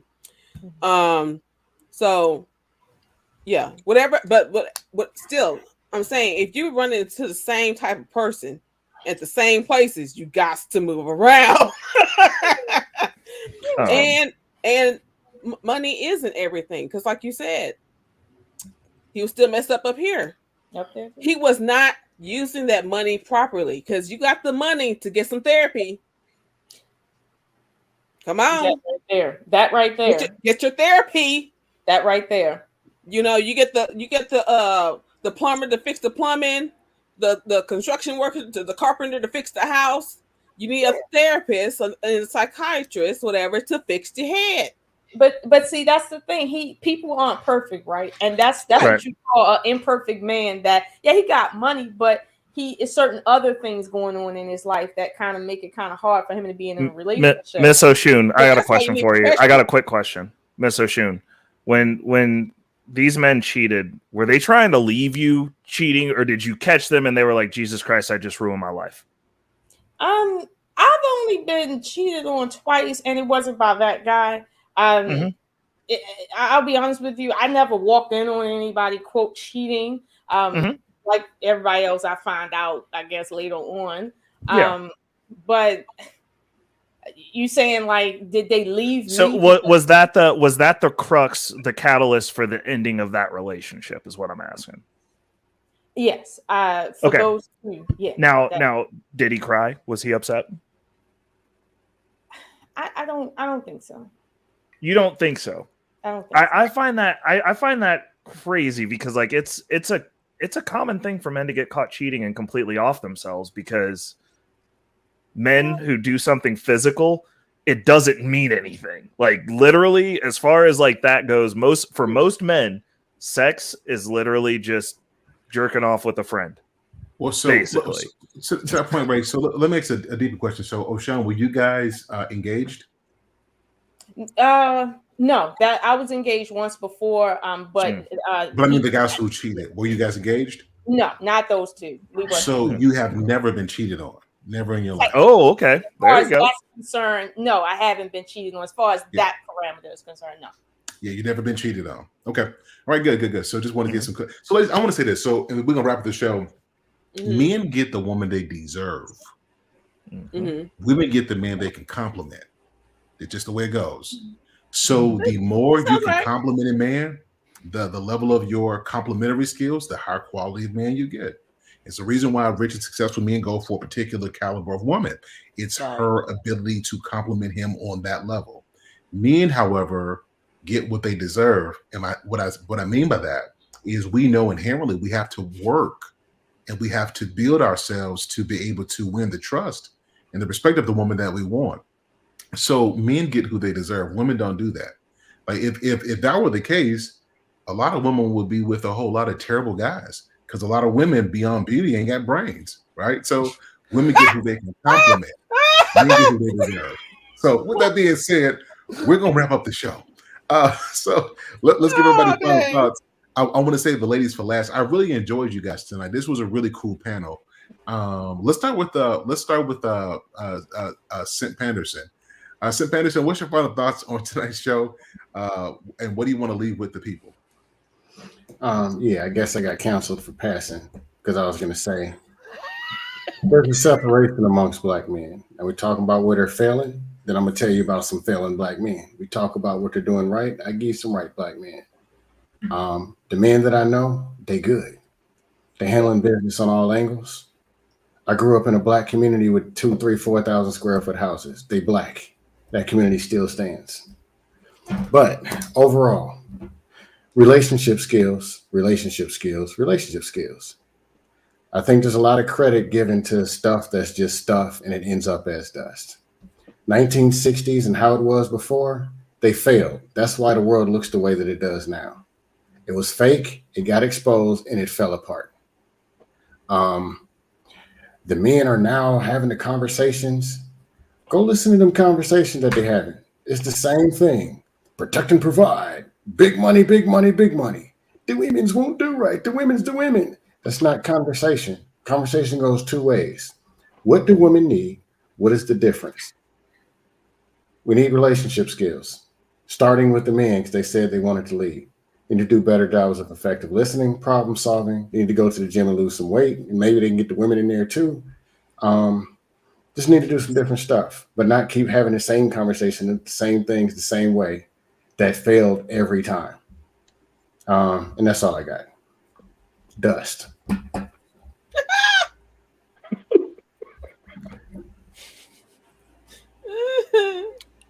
Lost in translation. Let's get to you, brother. What's your final thoughts on tonight's show? It's on you, bro. You may be alarmed, but I actually agree with Dusto. And what I mean by that is that he says that we should go to relationship.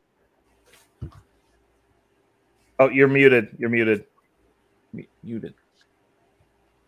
I wasn't saying anything. I can't believe Lost in Translation is agreeing with Dusto. The show is over, guys. I can't believe what I'm hearing. What I meant to say was when I'm agreeing with Dusto is that they need to go to relationship school. It's called church. You know what I mean? Everybody needs to reset the level field on how to treat each other, man. That is the schooling, the culture that we're missing in our relationships. And I think guys probably need to go back to church. You know what I mean? Go back and find out how to select a wife. So you're not on these panels saying, oh, the women, oh, the men folk. You know what I mean? Like Gusto was saying. You know what I mean? So if you have a better picker, then you wouldn't have these problems. You know what I mean? Just like in Proverbs 31:3, it teaches you shouldn't waste your strength on women. If somebody in the manosphere had told these guys that a long time ago, we wouldn't have these problems. You see what I'm saying? So there's some other good stuff in that Bible that teaches you how to live your life. Yes, that is a relationship school. But here's the thing. You got to find somebody else that's willing to walk that walk with you, man. And sometimes it may take you a while to find that person. But at the end of the day, the only person you really can control is yourself. So with that being said, be better every day, each and every day. Teach somebody, reach somebody, and learn something every single day. And don't forget to love folks. Do that every night. Do something special for somebody every now and then without them asking. That goes a long way. And that's my final word. Excellent. Listen, I really appreciate your heart, but it's important for everybody on the panel to understand, and those in the chat, those who are going to catch us on the replay, we don't ever agree with Dusto. Like, we give him a hard time every time. This is what we do. So going forward, all right. So let's go to Reckless Ray for final thoughts on the topic. And how can we connect with you? Oh, the dust is thick up here. That's that moonshine. No, it's dude. Dusto's dust is literally made out of crumbled up church's chicken biscuits, man. It just gets in there and it dries your whole mouth out, and you just can't talk, you can't breathe. Sometimes it gets into your eyes get dry, you can't see. It's terrible. He learned it when he was in the military. It's a horrible thing that he makes. So the gist of this boils down to, if you are a man on your square, there will be women. You cannot change the women you see and meet at the club. Ladies, you cannot change the Pookies, the Ray Ray, the Day Days, the Man and thems. They're not going to change. There's a simple rule. It's a simple, universal rule. You leave the dead to tend to the dead. If you intermingle with the dead, you will become one of them. You will get tainted. Your soul will become dark. And then you will become one of the dead, and you'll be walking around and you'll get on here and you'll talk about, oh, what's the women's and it's the men's, and I want to do this, and I've got standards, and I never see these guys, but I got standards. Whoever you have repeatedly coming into your life, that's who you are. If everyone that you dated sucks and you wish harm and death upon them, that means you suck. Everything about you sucks. The people you bring into your life suck. You are living in a world of suck. You need to make some changes in your life, because everything around you is hell. You are in hell. You are part of hell. It means you running around here, a bunch of y'all running around here, little demons. Your lives are so disgustingly chaotic. That's the reason you're going to see from now on, my title, my tag under my name from now on my channel is going to say winners only. Because y'all losing so much out here that it's contagious. It's disgusting. Your presence is horrible. The energy you give off is putrid. And people that are good and of quality do not want to be around or share the same space or the same air as you. Because you are terrible, which is why terrible people are coming into your lives.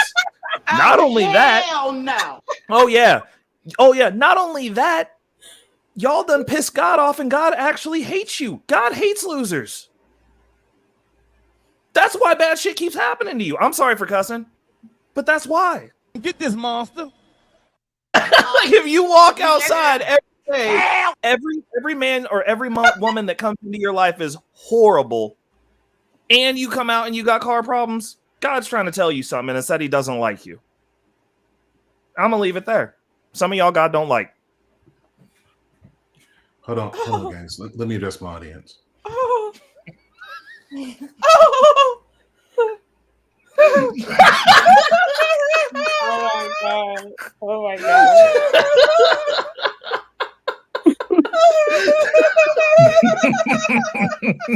god! After everybody, I'm gonna say something encouraging. Let me. It's a little dust that have clouded my mind. So let me get beautifully animated speak. What's your final thoughts? What would you like to say? Damn. Damn, Skim Likely. He's right. About the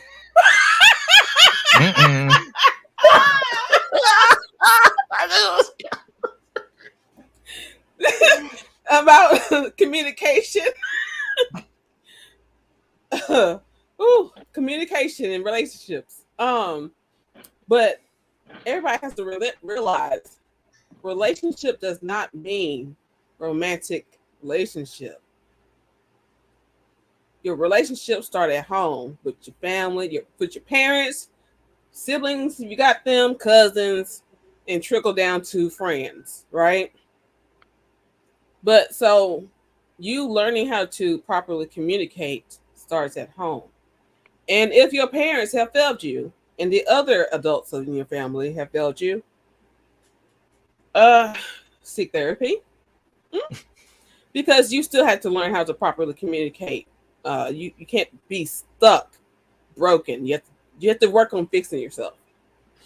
And this was an awesome show, and I look forward to many others. And you get a wig. You get a wig. You get a wig.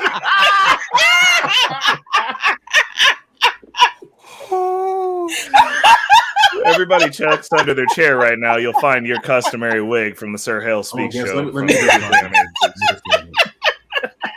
So as Beautifully Animated was speaking, I had a thought. We're not going to do no more final thoughts after tonight. This is the final night. There will be no more final thoughts. So enjoy while you can. All right. So embrace the grace. First of all, I want to say thank you for having me. I really appreciate it. It was a great conversation. I had to get up here. The thing is, guys, we are currently lost in the sauce. And we left out a very important factor in the world that we're living in today. We don't involve God in how we move nowadays. We're lost. Our kids are lost. Our kids are lost. And we just have to start working together, changing, and being part of the solution versus part of the problem all the time. It's not okay to be complacent with mediocrity. We have to start wanting more, doing more. Everybody wants to be Michael Jordan, but nobody wants to put the work in. Nobody wants to go to the gym and shoot for 2-3 hours. And we have to put the work in physically, mentally, emotionally, spiritually, and financially. And when we put the work in, what we put into it is what we get out of it. And we only have ourselves to blame. Embrace the grace. I want to thank you for the first professional answer we got tonight.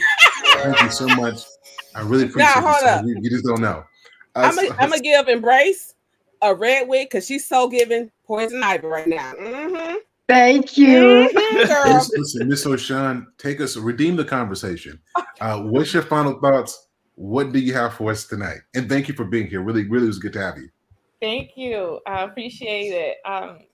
I want to say my final thoughts is this. I know we were here tonight speaking about how men have failed or what men collectively can do to not fail.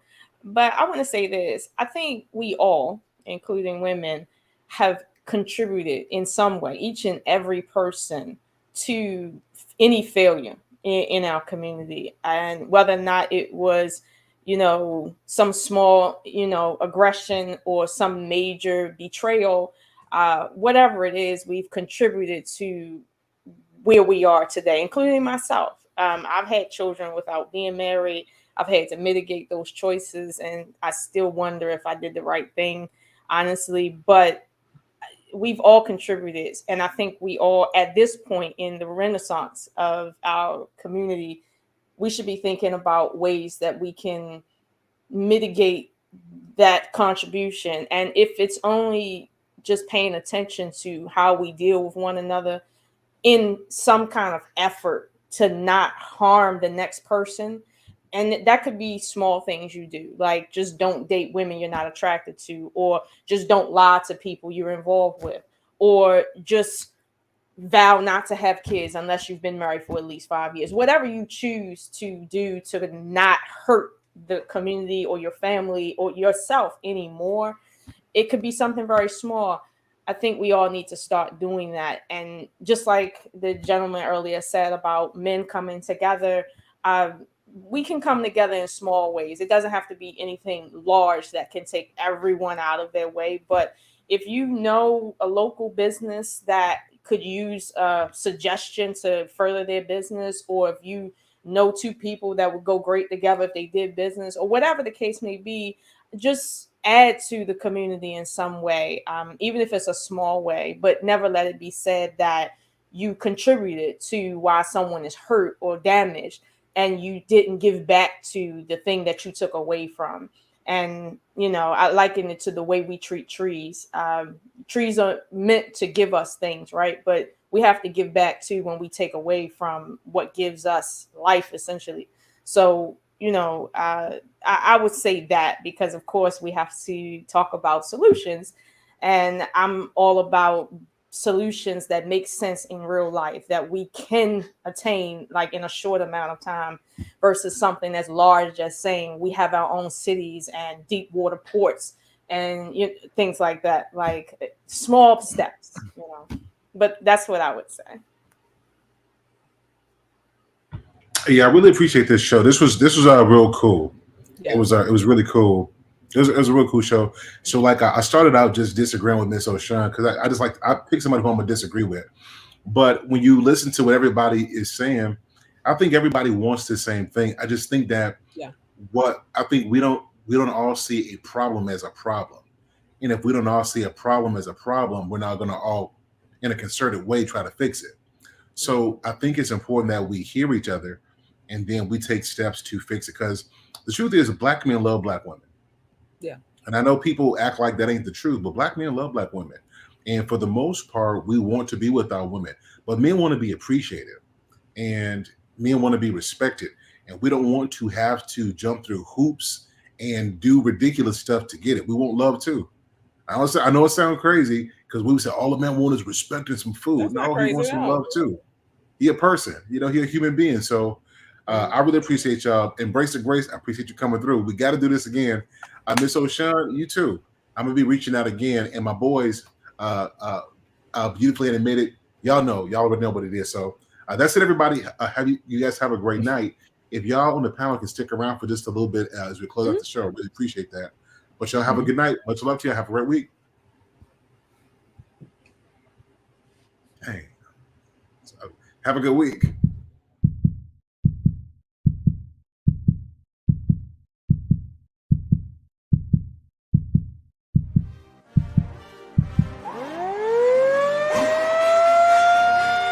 May I have your attention? May I please have your attention? Super Sundays. Yeah, baby. We're back at it again. Let's get it. Let's get it. Let's get it. Let's get it. What's up, everybody, and welcome to another edition of SIR HALE'S Speaks Super Sunday. Whoa, stop the press. Shout out to Lady Navor for the Cash App. I truly appreciate you. Thank you so much, Lady Navor. She sent some love over there. I wanted to tell her thank you for that. So, guys, I don't feel like hearing that. I want to hear something different. So, I'm playing this song. We're going to rock out to this.